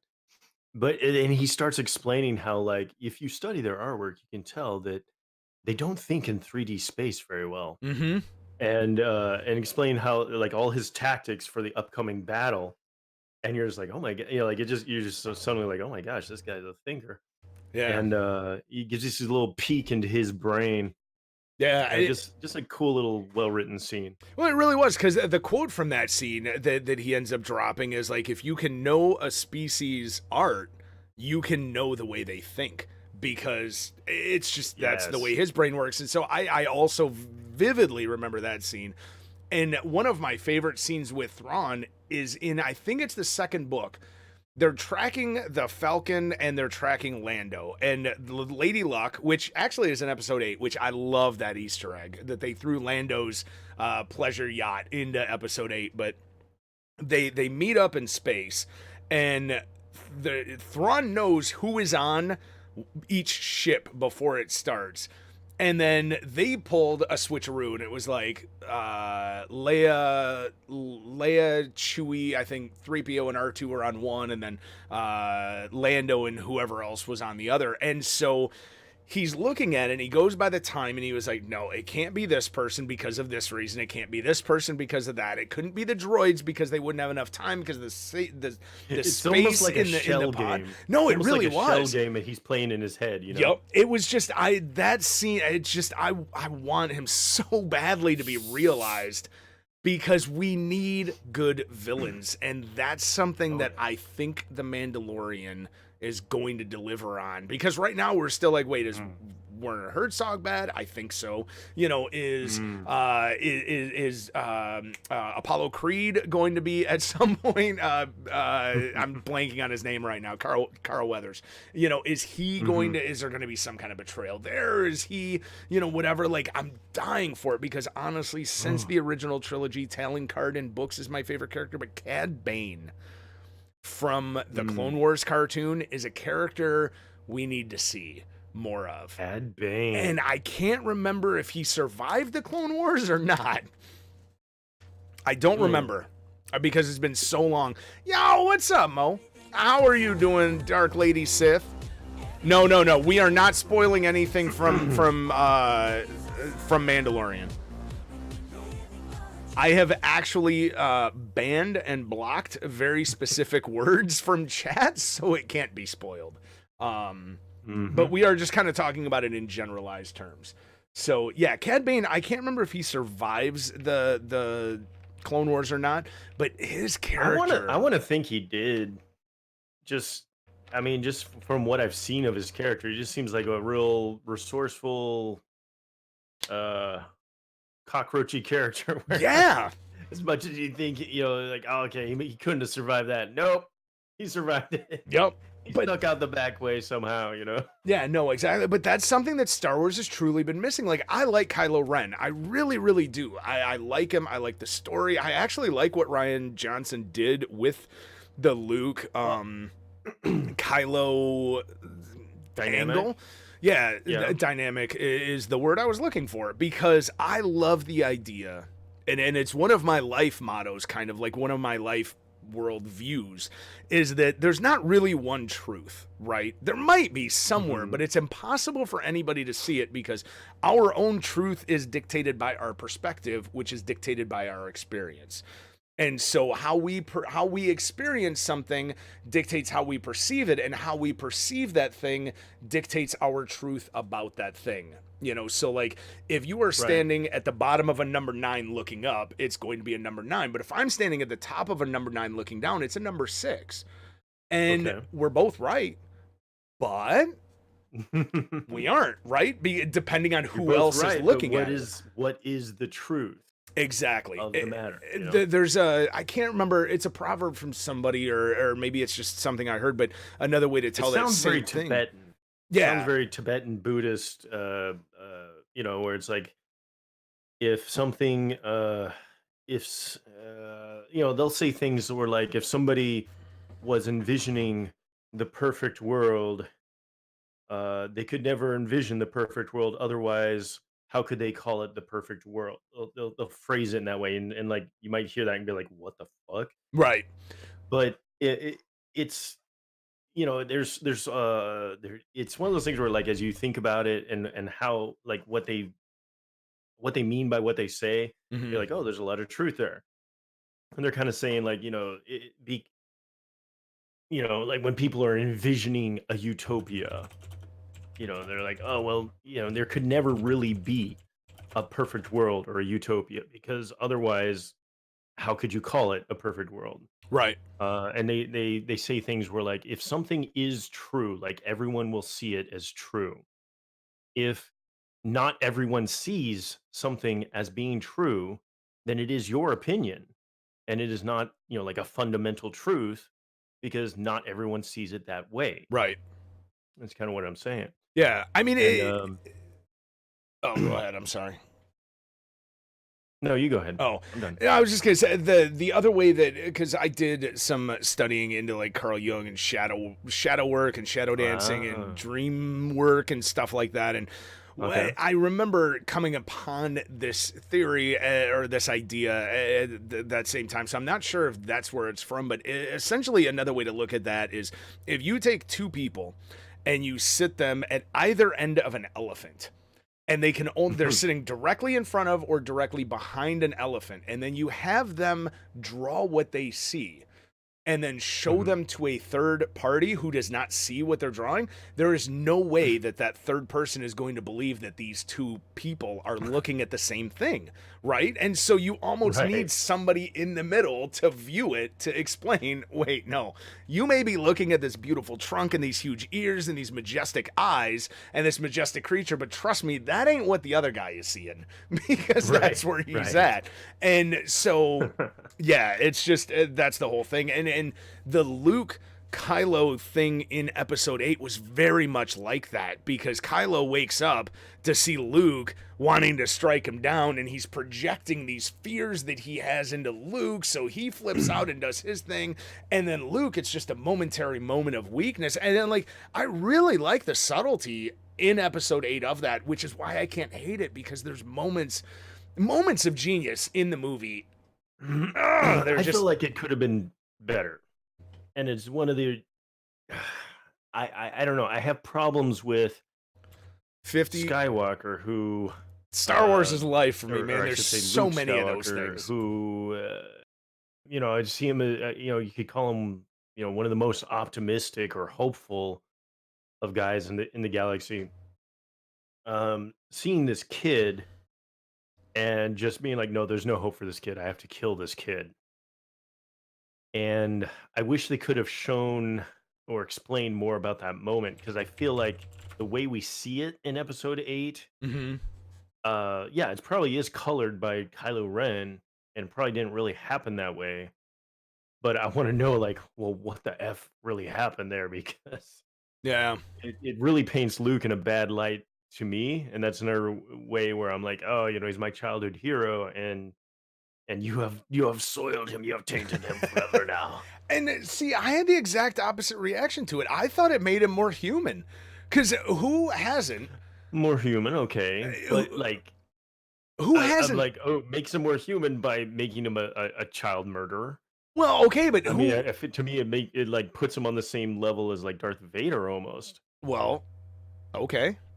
In that moment, except for the fact he was able to make a different choice in that moment, right? He was able to restrain himself, which shows the fact that the dark side is always there and it's always fucking with your brain, man. Okay, I It's like always that. gonna be talking to you, but ultimately Hmm. you make the choice whether you're going to give into it or not. And so to me, Okay, so I that's like that. yeah. I like that. But what we're shown is like Luke Skywalker sneaking up on him while he's sleeping and about to, kill him somehow with his lightsaber.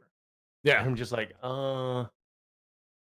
even, I'm just like, okay, even if Luke Skywalker is going to have this moment of weakness and things like, maybe I need to kill this kid because there's just no hope for him. I'm like, no, it wouldn't be like that. Like, it'd be like they're having some sort of combat, trial by combat or something. Yeah.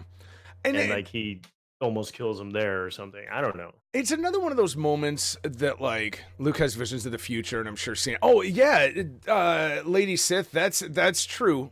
He very That's well could true. have gotten into seen something like that. And I'm curious. I don't know if Mark Hamill is credited for Episode 9 at all. I don't know if he was there. I've been trying to stay away. Episode 9's been a weird one. Normally, I'm like, give me all of the information and I will disseminate it all as bullshit until I see the movie. And it's kind of ruined some things for me. So this time I'm Hmm. like, I'm staying away from everything. I've watched the two trailers. The most recent trailer I think I watched twice. The first one I watched a couple of times, and that's been it. Like that's all I know. So I haven't. I'm curious, but again, man, like you said, so much time. Like time is the biggest enemy in a movie. does JJ really have 5 minutes to dedicate to going back to another flashback scene of Luke, who's now dead, when he has all of this other shit that he has to redo? I tell you, if they had announced that episode 9 was going to be a two-parter, Yeah, I might have been a little more hopeful for it. But yeah. right now, I'm just like, I'll I'll I'll wait for reviews and see if maybe I want to see it. Right now, I'm just like, JJ Abrams, I love you, man. If there's anybody who can pull this out, it's you. But I'm glad I'm not you. Yeah. I'm glad that's not my job. Well, that's always been my take on episode 7 when people argue about how bad it is. My take has always been he had an impossible task. Right. Like Yeah. he could not have made his own thing, because if it's not Star Wars enough, it's not going to satisfy Star Wars fans. And then if he does what he did, which was probably rely on flattery On the slash formula. copying too much, then Yeah. it's going to upset people, because then it's not new enough. And Right. I mean, I still know people that are pissed because they didn't just do the novels, like either the Heir to the Empire or the Jason Jaina books. Yeah. What's your thought? I'm super happy they didn't do that, to be honest. I mean, yeah. Let's put it this way. Okay, you buy the rights to Lucasfilm, Mm-hmm. and you have an entire galaxy to play with. Like, where do you go? I agree with What that, do you do? Sith. Like, you're like, okay, well, so what Star Wars story do we want to tell? I'm sure they had to have kicked that around for a couple months, and just figure out, okay, so we're going to have saga movies, and we're going to have like Star Wars stories, which will be Mm-hmm. kind of offshoots, have other happening in other places of parts of the galaxy, and just kind of trying to figure out that all of that dynamic Yeah. first, and then starting to figure out like, okay, well, so what direction are we going to go with this sequel trilogy now? Or I is that what they call it, the sequel trilogy? I don't know, I don't know. but The saga ending the trilogy. post trilogy. Yeah, I I don't know, don't know.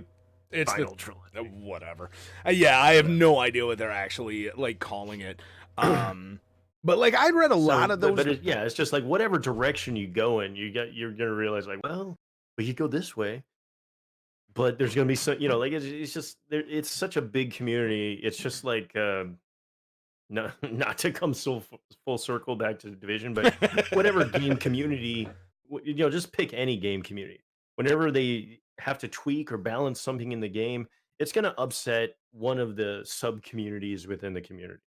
Yeah, And same with Star Wars. Whatever direction it's just like, hey, whatever you do, there's gonna be some people that are gonna love it, some people that's gonna hate it. Donald. Yeah, You just kind of need to pick Donald a Glover. direction And and go. yeah, no, I completely agree. And it's one of the things, like Lady Sith just brought up, like she wants a Lando spinoff, and that coming around full circle again to episode 8 is the biggest reason why I despise episode 8. I don't despise episode 8, but it's the biggest reason, if I despised it, that I would despise it, is because of the backlash that movie got. It completely soured Solo's release, on top of all of the Yeah. problems that Solo had in Yes. the making. And so Solo opened, and so many people refused to even give it a chance because they were like, episode 8 sucks, fuck Star Wars. And they're just done with it. Yeah. And so people don't give Solo a chance, and they really should, because that movie's great. And I want to see what Ron Howard could do with a Star Wars script if he has it from the beginning. Because Ooh. seeing what he did from where he got it and only shooting 3/4 of a movie, like I can't even imagine what that movie could have been had he had it from the beginning. Yeah. Hey, Papa Yeah, Wolf, how you great, doing? great question, great idea. Yeah. I kind of wonder the same thing. Maybe he'll get a shot. We'll see. Yeah, I mean that was the biggest disappointing thing about Solo not getting, like, the way it ended. I just wanted more, flying off to go like meet with Jabba or whatever, and then Oh man. Lando disappears, and oh god, Oh man, yeah. Can you imagine getting to see like the first meeting, the time Solo gets to meet Jabba the first time or something? God, that would have been That'd be cool. amazing. That would have been super cool, and that would have been so cool. It could have undone the crap from the special edition when they cut Jabba in and they had Han stepping on his tail, which would have been like instant death. Like, Yeah. that scene. Man. Oh, Why can't geez. you just cut away for that half a second and like? Exactly. Oh God, Exactly. yeah, Something like that. yeah. No, that would have been great, but yeah, no. So so episode 8 is your worst. What's your favorite now? Looking back on all of them, the movies. Empire Strikes Back. Empire Strikes Back still your favorite. Fair enough. Yeah. Yeah, mine's always been Jedi. Love Jedi. Mostly because like my father took off when I was 2, and like I said, I saw Star Wars for the first time when I was 3. So like that whole father, like absent father, like Oh yeah. what's the destiny type thing of like, am I going to follow it? Like honestly, until I was 32, I didn't want kids because I was too afraid that I was destined to leave them, or if something happened in the relationship and I did have to leave, like, or something. So it's just that whole thing. And there's a moment in the trilogy, and it's so great now that I've got them digitally through Disney Plus. There's a moment in Jedi when they're fighting, and it's almost like they're silhouetted completely. It's almost like black on black, and all you see is Vader's red saber, Luke's green saber, and they're fighting in the throne room. And there's like this choir music going, and it's so beautifully framed, and the music is phenomenal. I still like and the camera. I know exactly what you're talking about. The cameras kind of roll into the side as they're fighting. As they're going, they're staying center frame, but then the camera's kind of coming with them, and it's just this epic moment where it's literally just light and dark fighting, because you can't even see Luke and Vader necessarily. And then Luke starts going nuts and going all dark side and hacking on Vader. So like that moment alone for me makes Jedi my favorite. It's when Darth Vader's goading him, because he's just sitting there. Remember, he was being like ninja and just like sitting in the shadows. And then Vader's like, oh, sister. Yes. And he's like, oh no, you're not getting my sister. And he gets up and they're fighting. Yeah, that's been one of my favorite moments forever, because there was this girl. I remember in my early 20s, we used to go to this bar, and there was this bartender, gorgeous, and she had a sister. And so she had a sister that also worked there, and her sister was also gorgeous. So we completely changed that line to be like, sister, so you have an older sister. If you will not date me, then perhaps she will. And then it would be like, never! And so like that line, I laugh at every time I hear that line, but dude, I love that scene. And so Jedi's always been my favorite. Jedi's always been my favorite, but man, Rogue One comes real close now. Rogue One was genius. Yes. Oh, dude, like so many things from Rogue One. I am one with Papa the Force, Wolf, and the I Force get is where with you're me. coming. I get where you're coming from on that. Seeing the I'm a ruins complete of the nerd, Lady Sith. Jedi, 100%. Statues and stuff around the city of Jeddah. Yeah. And just seeing all the Death Star stuff and Tarkin again, and the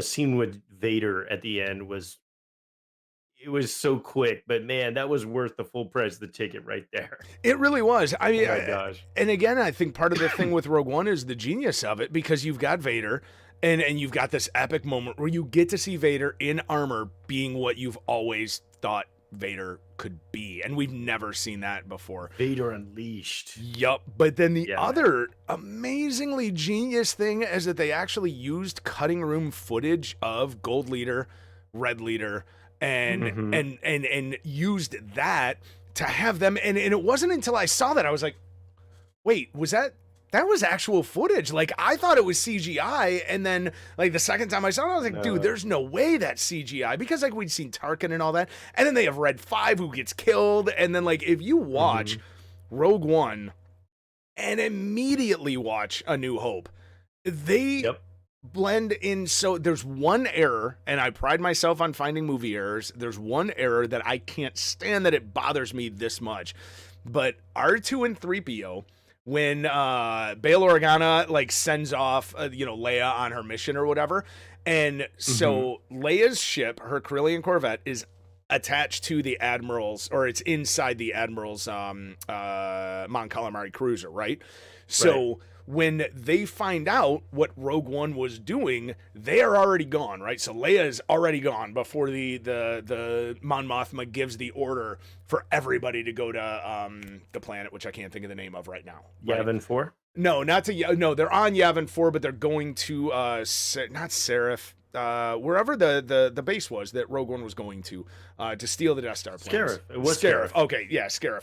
So when she gives the order for them all to leave Yavin 4 and to go to Scarif, the Admiral had already gone. That was the thing, right? Because they were like, tell Admiral whatever the hell his name is, to go. And they're like, he already left. And so they start showing them scrambling all of their things and taking off. And Well, there's yeah, but I this, mean, interstellar communications are a thing. no, that's true, but this is where the error comes in. While everybody's getting ready to leave Yavin 4, they show 3PO and R2 still on Yavin 4, and yet they're supposed to be on Leia's ship, Oh. because Leia's ship never makes it back to Yavin 4. Otherwise, she would have had the Death Star plans there. So there's no way they came back to pick up art. Like that. That kind of shit kills me, because I understand fan service and throwing that scene Yeah. in for people, but throw it in on the damn ship. So yeah, Yes. yeah, that Okay. irritated me. It's been another hour, and I need another little break. Well, I was gonna say, I know you had said about an hour to begin with, so I'm totally cool wrapping it up. If you want to wrap it up, if there's anything else that you, We can wrap it up, but I need to take the break. okay, no problem, man, no problem at all, right back. dude, not a problem. I know where he's coming from, because I really need to also, but I'll catch up on chat.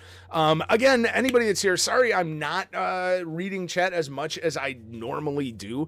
In something like this, if you're just joining us, Matt and I have been wanting to have this conversation for close to 6 months.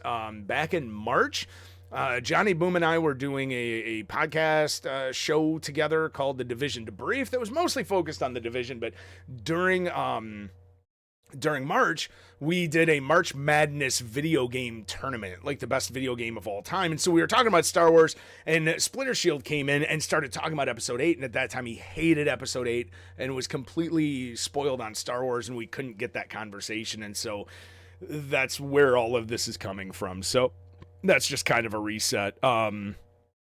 So everybody in chat, what is your favorite? So Lady Sith, Empire all the way.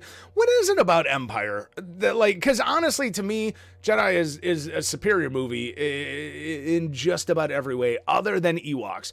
But I really like Empire also. But the longer I live, essentially, and the more Star Wars I get, it's weird that the original trilogy, as cherished as it is, like episode 4 is one of my least favorite Star Wars movies, in the fact that if I was going to sit down and watch a Star Wars movie, episode 4 would be one of the last movies I would watch. Like, Matt, I was just saying, like, I was bringing up the all of the movies and talking about that and Empire, but like the longer that time goes, as much as I still cherish the original trilogy, episode 4 is like not anywhere near my top favorite Star Wars movies anymore.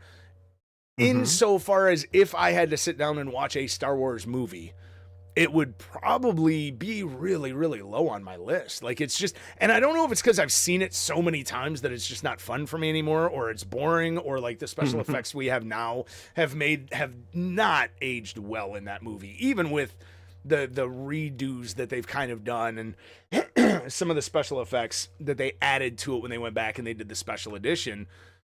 Episode 4 just hasn't aged that well, and so it's really difficult for me to watch. I agree. One of the things that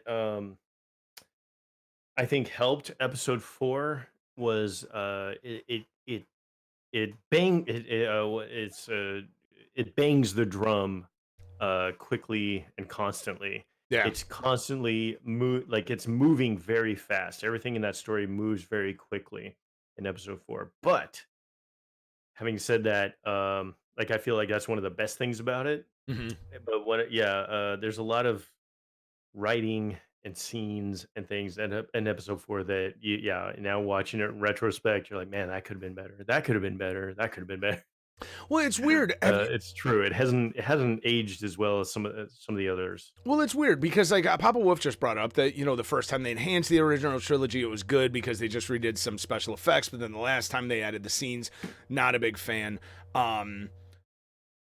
First, where do you fall on those extra scenes that they added in? But also, have you ever seen you've seen Alien, right? The original Alien. Oh yeah, Okay, have you ever seen it on Blu-ray? probably. If you Why do you haven't, ask? do it. Like, if you haven't seen it on Blu-ray on a high def TV, not necessarily 4K, do it. Mhm. If you put that Blu-ray in, I was blown away the first time I saw it on Blu-ray. It looks like, if not for the technology, right, and like the green LCD screens and stuff like that, if not for the computer monitors, that movie looks like it was shot last week. It is so crisp and clean. Mhm. It is beautiful. Episode 4 is Oh yeah. not that, no matter how many times they've gone back to fix it. There's still because Yeah. of the rotoscoped, the way that they rotoscoped the lightsabers, there's still scenes where where Obi-Wan's saber during his duel with Vader almost turns off and is invisible. And like they can't go Yeah. back and fix that for some reason. And like, Did you see? Did you see that? There's a YouTube channel where they put out like a redone version of their fight, Vader and Obi-Wan's fight. yes. Yep. Did you see that? Oh, Yeah. dude, that was awesome. It was. It was fantastic. And on that note, speaking of special edition, Hmm. if you guys want like a real special edition, you gotta Google I don't know why, Papa. Adywans. That doesn't make sense. Adywans. Have you ever heard of this, Janko? Wait, what is it? 8. Adywans. Adywans special edition. Um, in the when they said that they were going to come out with a special edition of all the original trilogy, Okay. they said that there were certain reasons why they were doing it, like they were going to redo some of the color correction and take out certain obvious kind of glitches in the film and continuity errors and things. Hmm. This guy really did that Wow. to a degree that you would not believe. I mean, let me give you a couple examples. Hmm. Like in Empire Strikes Back, Han Solo is wearing a certain shirt. Okay. In the car when he goes into the carbonite, Yes. the carbonite guy is not wearing that shirt. He's wearing a different shirt. This guy went and made a new carbonite prop Wow. and filmed that and put it in.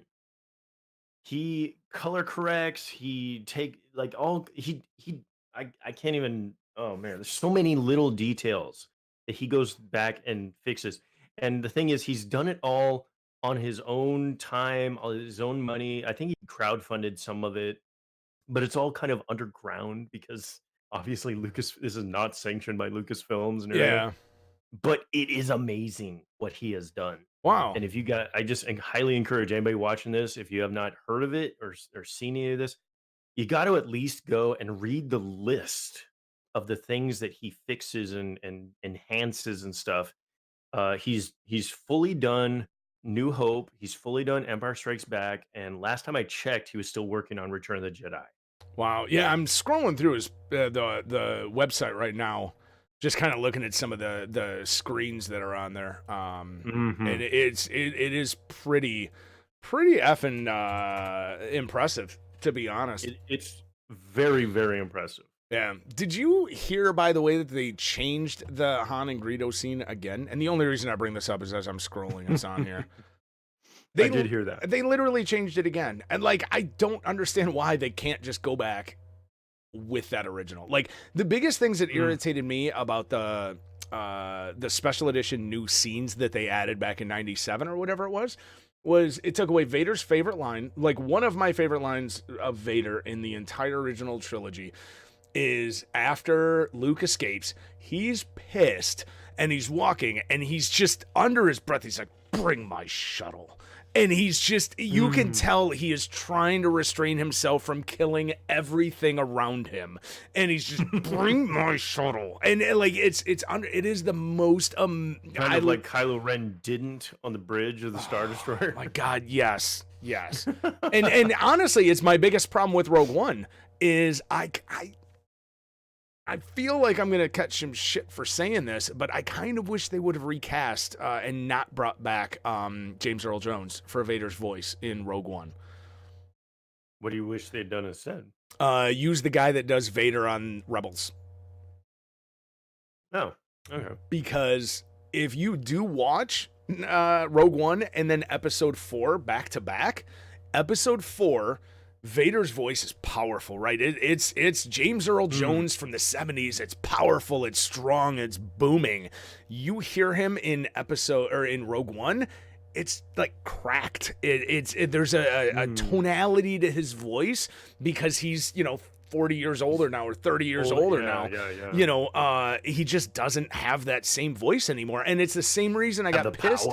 Right. It's the same reason I got pissed when I saw the Lion King redo this year.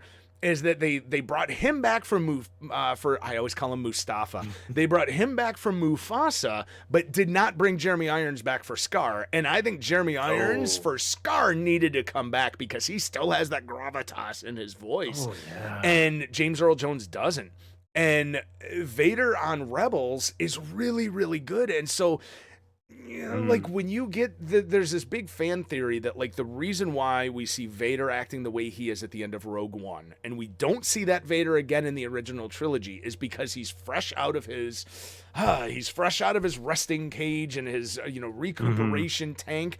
He's got all this energy and he just blew his nut, essentially, right? He blew his wad in that hallway, and he's in his refractory period for the rest of the trilogy, right? And he doesn't have his castle at on Mustafar. He doesn't have that. He just has his like meditation chamber, which can help him recoup some, but can't recoup all of that. So going by that theory, we have Vader at essentially his strongest, but his voice sounds like an 80-year-old man. Right. And that's I agree with you there. Yeah, it's the only thing I didn't think I was going to when you first started going on down this. I was like, I don't know if I'm agreeing with you here, but I totally get what you're saying. You're setting it up just right. I agree with you. Wait, James Earl Jones did the voice for Vader and Rebels? No, who am I thinking? What am I thinking of then? Am I thinking of in Clone Wars then? Maybe I'm thinking of Clone Wars. Somebody else did his voice for something animated. And it was powerful. Voice. Maybe it was a video. Oh no, what I think what I'm thinking of is, am I thinking of Force Unleashed? Ooh. I might be thinking of Force Unleashed. Force Unleashed. Yeah, the Vader voice for Force Unleashed. Anakin was in Clone Wars. I love the first one. It felt like the second one was such a money grab. What's that? Oh, I love the first Force Unleashed. I felt like the second one was such a money grab. Oh, it's so funny. I don't even remember the second one.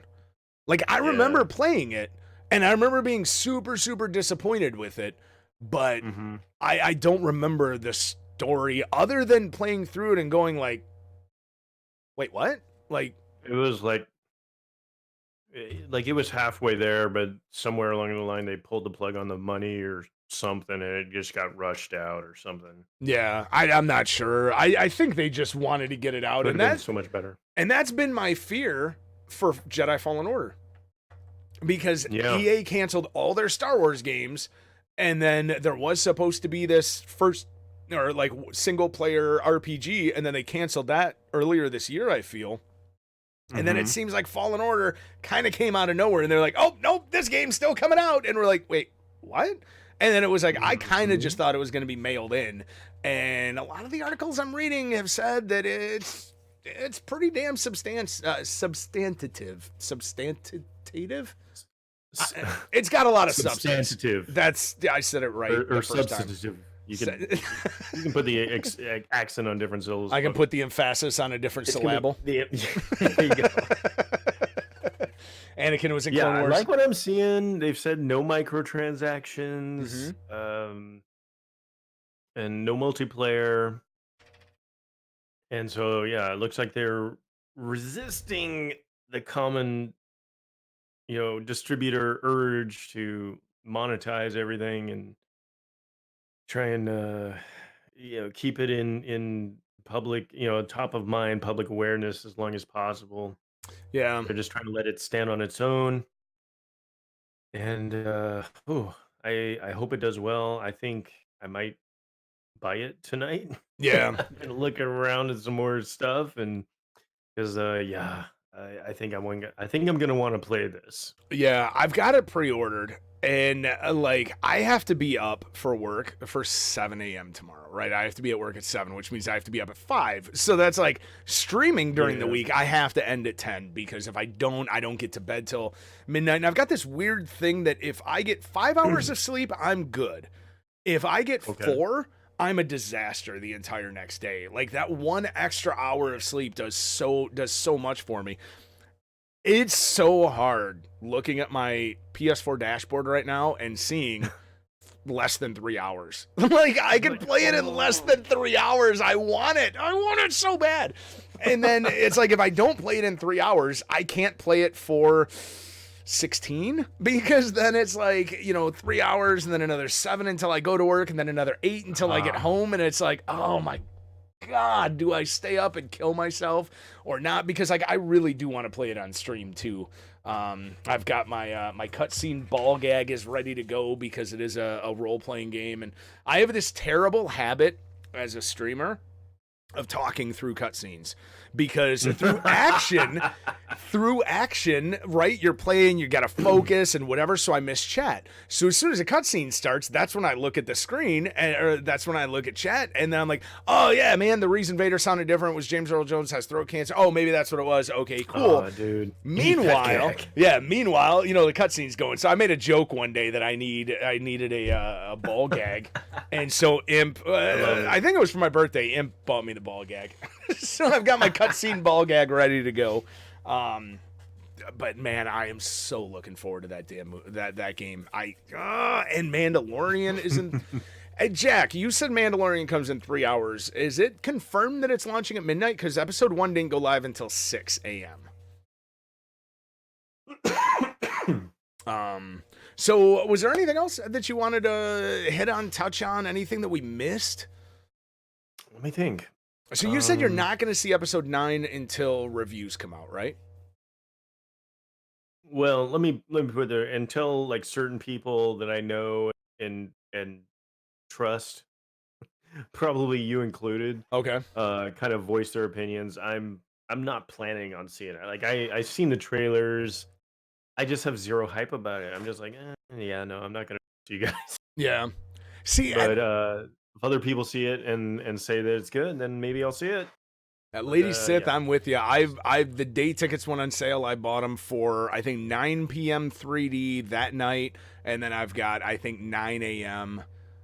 the following morning already purchased. And I know sometime that weekend I'll end up going to see it in IMAX. Also, I'll probably see it at least 3 or 4 times at opening weekend, even if I don't like it, because again, like I need to watch things multiple times. Even The Mandalorian, as good as it was, the first time I watched it, I was like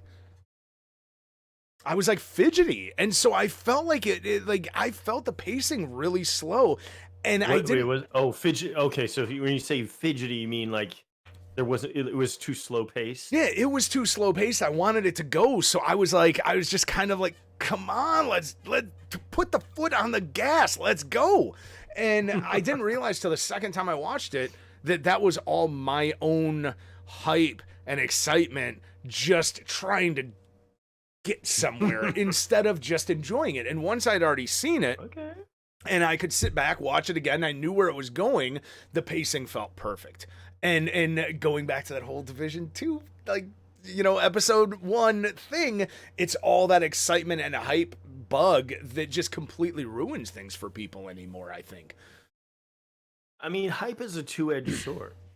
Oh, Uh, completely. you get a lot of hype for something, and like Did you get your tickets devs ready, and Lady producers and Sith? stuff, they want people to have a certain amount of hype for the thing they're putting out, whether it's a game or a movie or whatever. But you got to be careful of overhyping because then like the thing can never live up to the amount of hype. Yep. And so yeah, it's a two-edged sword. Well, and I think that was part of And my for us individually as well, you know, like we're gonna have to temper our own expectations sometimes. hmm, total. And I think that was just touching on the Division 2. I think that was part of my problem is like I had so much excitement and hope for it, and it launched, man, it paid off. For 2 months, it paid off in spades. And then it was just like, I could kind of see some of the paint peeling already. And then it was like episode 1 just like crushed me because I was like, come on, man, this is it. And then like the Kenley College thing was my last straw. Like, Yeah, that was a disastrous decision, and they shouldn't have done what they did. But I don't agreed. know. It is what it is. And then episode 2, and going back to that whole, I did an entire video about this.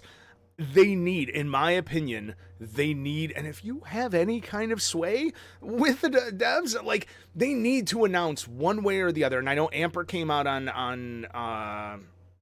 he was on stream and said there's no plans for survival. Like he just flat out said it, Okay, and it caused some okay, issues. but that's to be fair, that's nothing that hasn't been said before. He has said that on stream before. Uh, uh, uh, Terry Spears has said that on stream before. See, I haven't heard Terry say it. What I had always heard in the past was anytime it came up or somebody asked them a direct question, they're like, yeah, we would like to see it too.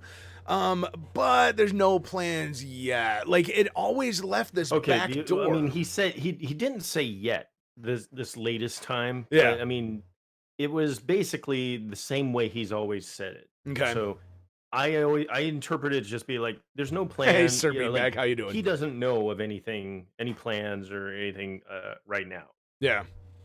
Um, and you know, I don't know. We could talk another hour about this, but you know, I suspect that at some point there will be something survival ish coming out. Yeah. Um, I feel like what their business plan is with the Division 2 right now is, you know, like with Division 1, if you remember the roadmap, they were going to have underground, survival, last stand, and those were all coming like year one, you know, within like a year from release. And then that got pushed out because they had to do a bunch of rebalancing stuff with Mm-hmm. 1.4, blah, blah, blah.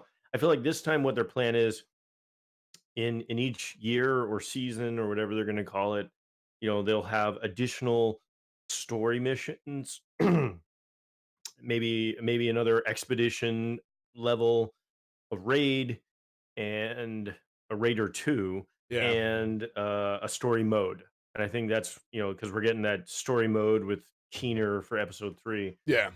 Um, whatever it is, it's not gonna be survival, but whatever it is.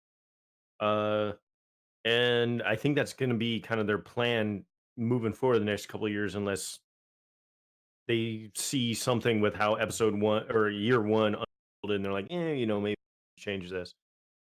But yeah, I do wish that they would announce something with survival because that's definitely like the number one question they're getting. But I don't know. We'll see. Yeah. We got off on a little I bit of a feel like tangent. with title update 6, they've kind of set a foundation for great things to come. But yeah, we totally have moved off Star Wars. Yeah. Let's bring it back. Yeah. And bring it home. Bring it home. So we've got we've had the talk we have, and I asked you off screen if you or off camera before we started if you'd ever played Star Wars Galaxies, and you said that you had created a character, but that Mhm. you hadn't. I don't know if anybody in chat has ever played Star Wars Galaxies. If you have, it was the best. And you're a cosplayer, so I don't know if you're a role player in games. And like you said that you didn't play Dungeons and Dragons necessarily, but like I don't know if you've. In high school, I got into Rifts Okay. and Shadowrun. Okay. Yeah. So the thing is, Star Wars Galaxies it was an MMO and it was on PC Mhm. and it had this system. It was like the emote and chat system, and it had on-screen chat bubbles and emote bubbles and thought bubbles. So like if you are playing and I'm playing and we're sitting in a cantina and we're role playing and I hit like say and then target you, and then how's your day going?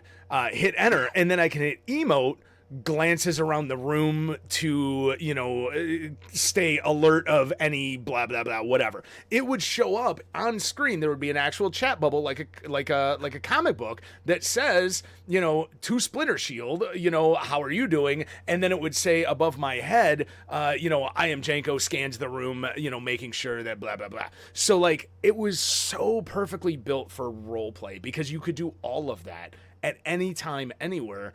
And then there was no classes originally. It was all skill-based. So if you used a pistol, you got pistol experience. And then you could take that into certain specializations and stuff like that. I had the realization the other day when I was watching The Mandalorian that that's all I want to play right now. Like, I want back in that world. I want back in a role-playing Star Wars game, and SWTOR is not it. Like, Star Wars The Old Republic just isn't it. And when Glow and I were going to Chicago, I saw this big lottery sign up, and I was like, and I asked her, I was like, what would you do if we won $50 million, like today? Like, what's the first thing she would do?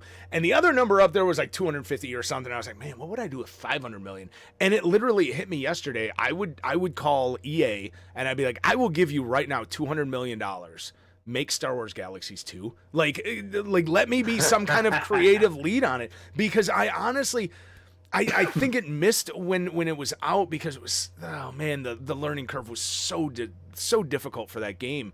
But right now, especially, I don't think it would survive as like an MMO, like a classic MMO. But if they made it like a Destiny or a Division 2 with a deeper skill tree, but more PC-esque role-playing abilities and like things like that, it could be amazing. And as much as I don't want an open world Star Wars game, I really want an open world Star Wars game. But like, I want it done right.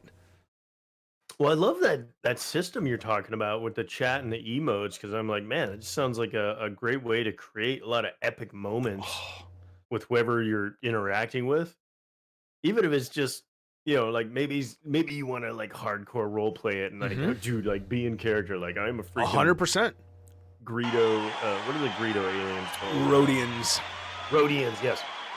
Like you be your Papa freaking Wolf, Rodian, thank you for the and follow, I'm gonna man. be, mechanic Corellian guy over here or something, or I'll be a Wookiee, whatever. Well, and the thing is, oh, sorry, go ahead. That'd be cool. No, I'm just saying, like, that just seems like a really cool way to do it. And you can just set up, so many epic moments like that. Well, I love that. It was interesting. When the game first came out, you literally, when you created a character, you picked what server you were going to be on, and you got one character. You could only play one character. And so any character could play of essentially any class, even though it was classless, because, however you decided to get your experience, you would level that up. So you could do anything you wanted to. If you were a combat class and you got injured, you would have to go to another player character who is a medic or a doctor to heal your wound points. And then the more exhausted you got, and there was a mind bar, a health bar, and a something else bar. If your mind was hurt because you were out fighting too much, you had to go to a cantina and watch an entertainer or listen to a musician to like relax. Like, you had to have that downtime. And then if you were a crafting character, you could choose whether you wanted to craft vehicles or guns or armor or clothes. And the entire economy in the game was player-based. There wasn't much loot to get anywhere. It was, if I wanted a cool coat, I had to find a tailor and buy it from them because they crafted it. It was a completely interdependent galaxy on each server. And then they had roleplay servers, which literally had roleplay rules that if you did not have a name that fit the setting, you were forced to change your name. Like, that's how serious it got. And so, like, the roleplay series, like, one of the super serious roleplay server I was on was called Starsider. It was amazing. Like, there were some stories and lore, and just, you would log in and be completely immersed for hours and literally just sit in a cantina typing. Like, it was unbelievable. That's awesome. Yeah, my brother was into, like, World of Warcraft. Yeah. And it would tell me like about the crazy things that would happen and stuff, and I was like, that sounds really cool. But I knew that like RPG games and MMO games were like these huge time sinks, and I was just like, no, like there's other things I want to do, and so I tried to stay away. But Division sucked me in, damn Oh God, it does, man. It's kind of funny because there was Division 2 and I fell off and I got back into Destiny, which I've rage quit. I think 2 times since launch, and once was because of the leveling system, and once was because it. of frustration with RNG over something else. And I'm loving Destiny 2 again right now, but I can start to kind of feel where if the things that are irritating me now are irritating me in a couple of weeks, I really hope Star Wars is good. That's all I can say. But yeah, All there's right, just, man. I mean, MMOs are an absolute time suck. And so if, and I do like single player. I mean, my favorite Star Wars game of all time, other than Star Wars Galaxies, was The Old Republic, right? Or Knights of the Old Republic, the original. This incredibly deep 40 to 60 hour RPG with like multiple planets and go from this place and that place, and you could literally travel around the galaxy. Like, it was just awesome. Yes. And like that would be really, really cool in a Star Wars game, because that's like Destiny has that, and Division has it to a I mean, obviously it's not like galaxy wise, but you've got different areas of the city that you can go to, and each area of the city kind of has a different feel depending on where you're at least in Division 1 more than Division 2 does. But you know, that sort of thing for Star Wars would be amazing, and I'm so pissed that it seems like that's the game that we lost. Like, the game that was being made seemed to be more like that, and I just I don't know why we can't get it. So I don't know. Time will tell. yeah, we'll see. We'll see. So does anybody in chat have anything before we end up wrapping this shindig up? And also, Matt, I have to say I'm really sorry. I sent Matt a message and I was like, how long did you want to go? He was like, well, how about an hour and we'll see from there. It's like 2.5 hours now. And I really feel bad. I said that we'll see from there, and we got an hour going. Yeah, that's true. You have a huge peen. It's been a great conversation. Pixar, it didn't happen, Sith. Pixar didn't happen. That's all I can say. Command and Conquer Tiberian Sun. I've never been into RTSs. The only RTS I've ever been in was the Star Wars one that came out. I can't remember the name of it. I like RTSs. Yeah. I've been into StarCraft and Homeworld 2, and what was the spinoff? Deserts of Carrick. I'm officially jealous of Pony. Those are all RTS games that I got into. Yeah, I think I tried Command and Conquer. I tried the Alien vs Predator one. That came out. Aliens vs Predator RTS. Yeah, I think it was on PlayStation 2. Wow. It must have been PlayStation 2 because I never had a PlayStation 3, so it had to be PlayStation 2 or the original Xbox. It was one of those two. Okay.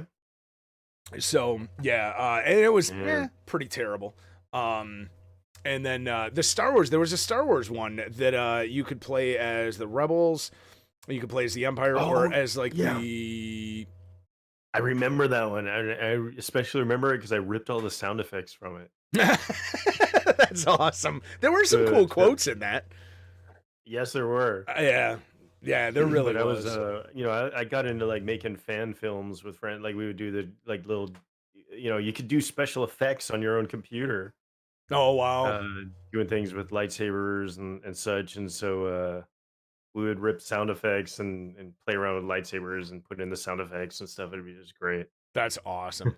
Big Kahuna, there's a new trilogy. Yeah, it's ending. Like we had episode 7 and 8 already. So yeah, there's definitely episode 9 comes out in December. So everybody that's here, thank you guys very much for hanging out with us tonight and as we talk nerd. And I have a feeling that at some point we're going to do this again with Splintershield, and maybe we'll do a Division or just video games in general, or maybe movies in general. I don't know, we'll figure it out because, man, we got 2.5 hours, and normally I have to pee every hour and a half. And like I need to right now. Like I'm going to make a mess, but yeah. Dude, like I've got this sore throat thing. I've been pounding liquids like all day, so yeah, it's a little. My need is a little more pronounced tonight. I dig. I've had 2 Monsters, I think, and 2 liters of Diet Coke already today. So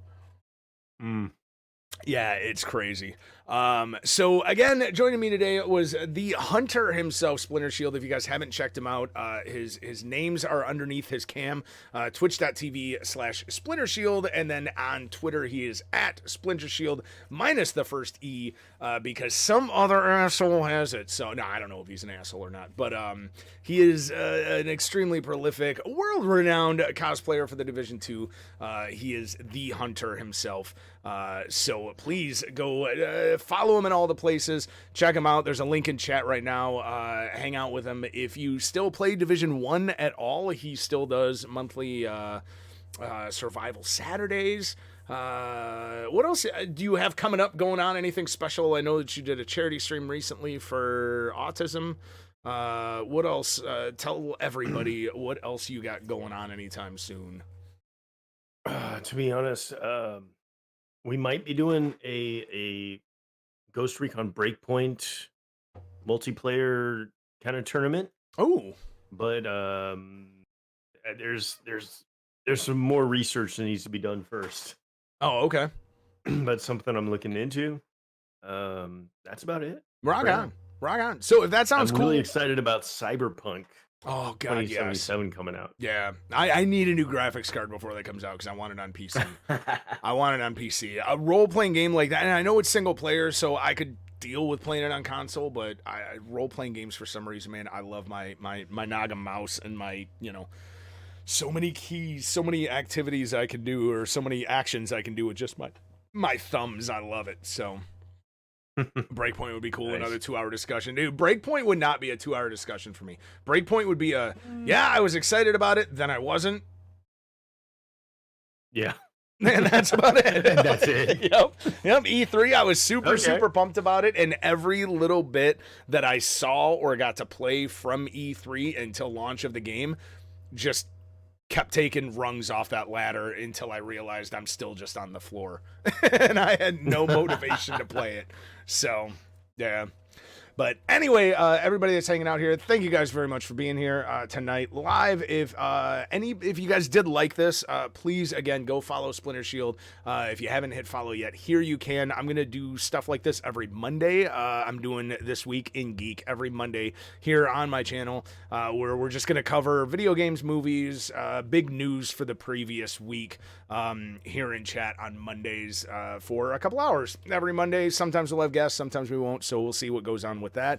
Please go give Splintershield all the love everywhere. And if you're watching this on YouTube, thank you very much. You know what to do with all the other stuff. So like it if you liked it. Don't if you didn't. And yeah, I hope to see you guys sometime later. I love you guys. You guys rock. And until I see you next time, please keep on living the dream. Okay, now Thanks everybody for having me, man. Oh, no problem. Everybody in chat, you don't have to leave yet. I'm actually not ending. I'm gonna go piss, but I'm gonna actually play some Destiny here for the last half hour or so. But yeah, no, man, thank you so much for being here. I feel like an asshole. I totally forgot to say thank you while I was still live, or while it was still going on. I feel like a complete dick. So. I said everybody don't leave. I mean, you guys can. Thanks for having me on, dude. No, man, thank you very much. I'm telling you, dude, we could talk for hours and hours and days, I feel. Yes, we could. And I'm not joking. If you do another charity stream, if you need to kill some time where you can't play anymore, and you want to just talk some nerd shit for a couple of hours, if you try to do one of that, just let me know, man. Okay, dude. Sounds good. I'd be totally down to do that. I grew up, I remember when I was a kid. Do you remember the Jerry Lewis telethon? Yes. Labor Day weekend. That was always the night that every my mom... Labor Day weekend for years. Yeah, dude. it was the night that my mom would let me stay up late. And my sister and I, we would bring our sleeping bags into the living room, and we would essentially camp out in our living room and make snacks and eat late. And essentially there was no rules. So it was like this big thing every year that we looked forward to. And we always saved our change. And so every year my mom allowed us to donate our change to, the March, or was it March of Dimes that he did that for? I think it was the March of Dimes. It was multiple sclerosis. I remember that. Yeah. So I think it was March of Dimes. And so it was just awesome. And so I've always loved like when I first started streaming, I did one 24-hour stream and realized very, very quickly that I don't think that suits me as a streamer because I don't shut up anyway. And I literally talked for almost 24 hours straight, and I lost my voice for like 2.5 days. I could barely talk, dude. It hurts so effing bad. It threw my entire week's stream schedule off because I couldn't stream for days. Oh man, yeah, it was brutal. Yeah, and the last one I tried to do, I think I made it like 18, and then honestly, it was more just like I'd rather be sleeping right now. I'm really, really tired. So, but yeah, I would love to do one of those like something for charity like that because it always just felt epic when he did it, and every weekend or every Labor Day weekend. It was awesome. So cool, man. Well, thank you very much. I will definitely have you back on again sometime. And when and if did I mute you? Oh shit! I totally muted you. I'm an asshole. Well, no, I heard you talking and suddenly you weren't talking. Yeah, I hit my. You just muted yourself. I hit my my stupid button. Well, I have a good one, Lady Sith. Thank you very much for being here. That was back in the Dutch Had a Plan days. But yeah, man, we'll have to do it again sometime. And if I do get back into the Division 2 at some point, I may have to hit you up for like some sort of build ideas. Although I probably won't. I'll probably jump in there and dick around because that's what I've always done. But I'm glad that I am glad that the build diversity is there because when I first heard about the changes in Title Update 6, I honestly thought it was going to kill build diversity. Well, not yet, at least. That's good. Yeah. Yeah. No, that sounds super cool. They've built a good, like with the targeted loot thing. Yeah. They've built a good foundation for stuff to come. They need to get that stuff to come soon. I mean, it's been the thing that I've said for a very long time is that it needs endgame loops. Like it just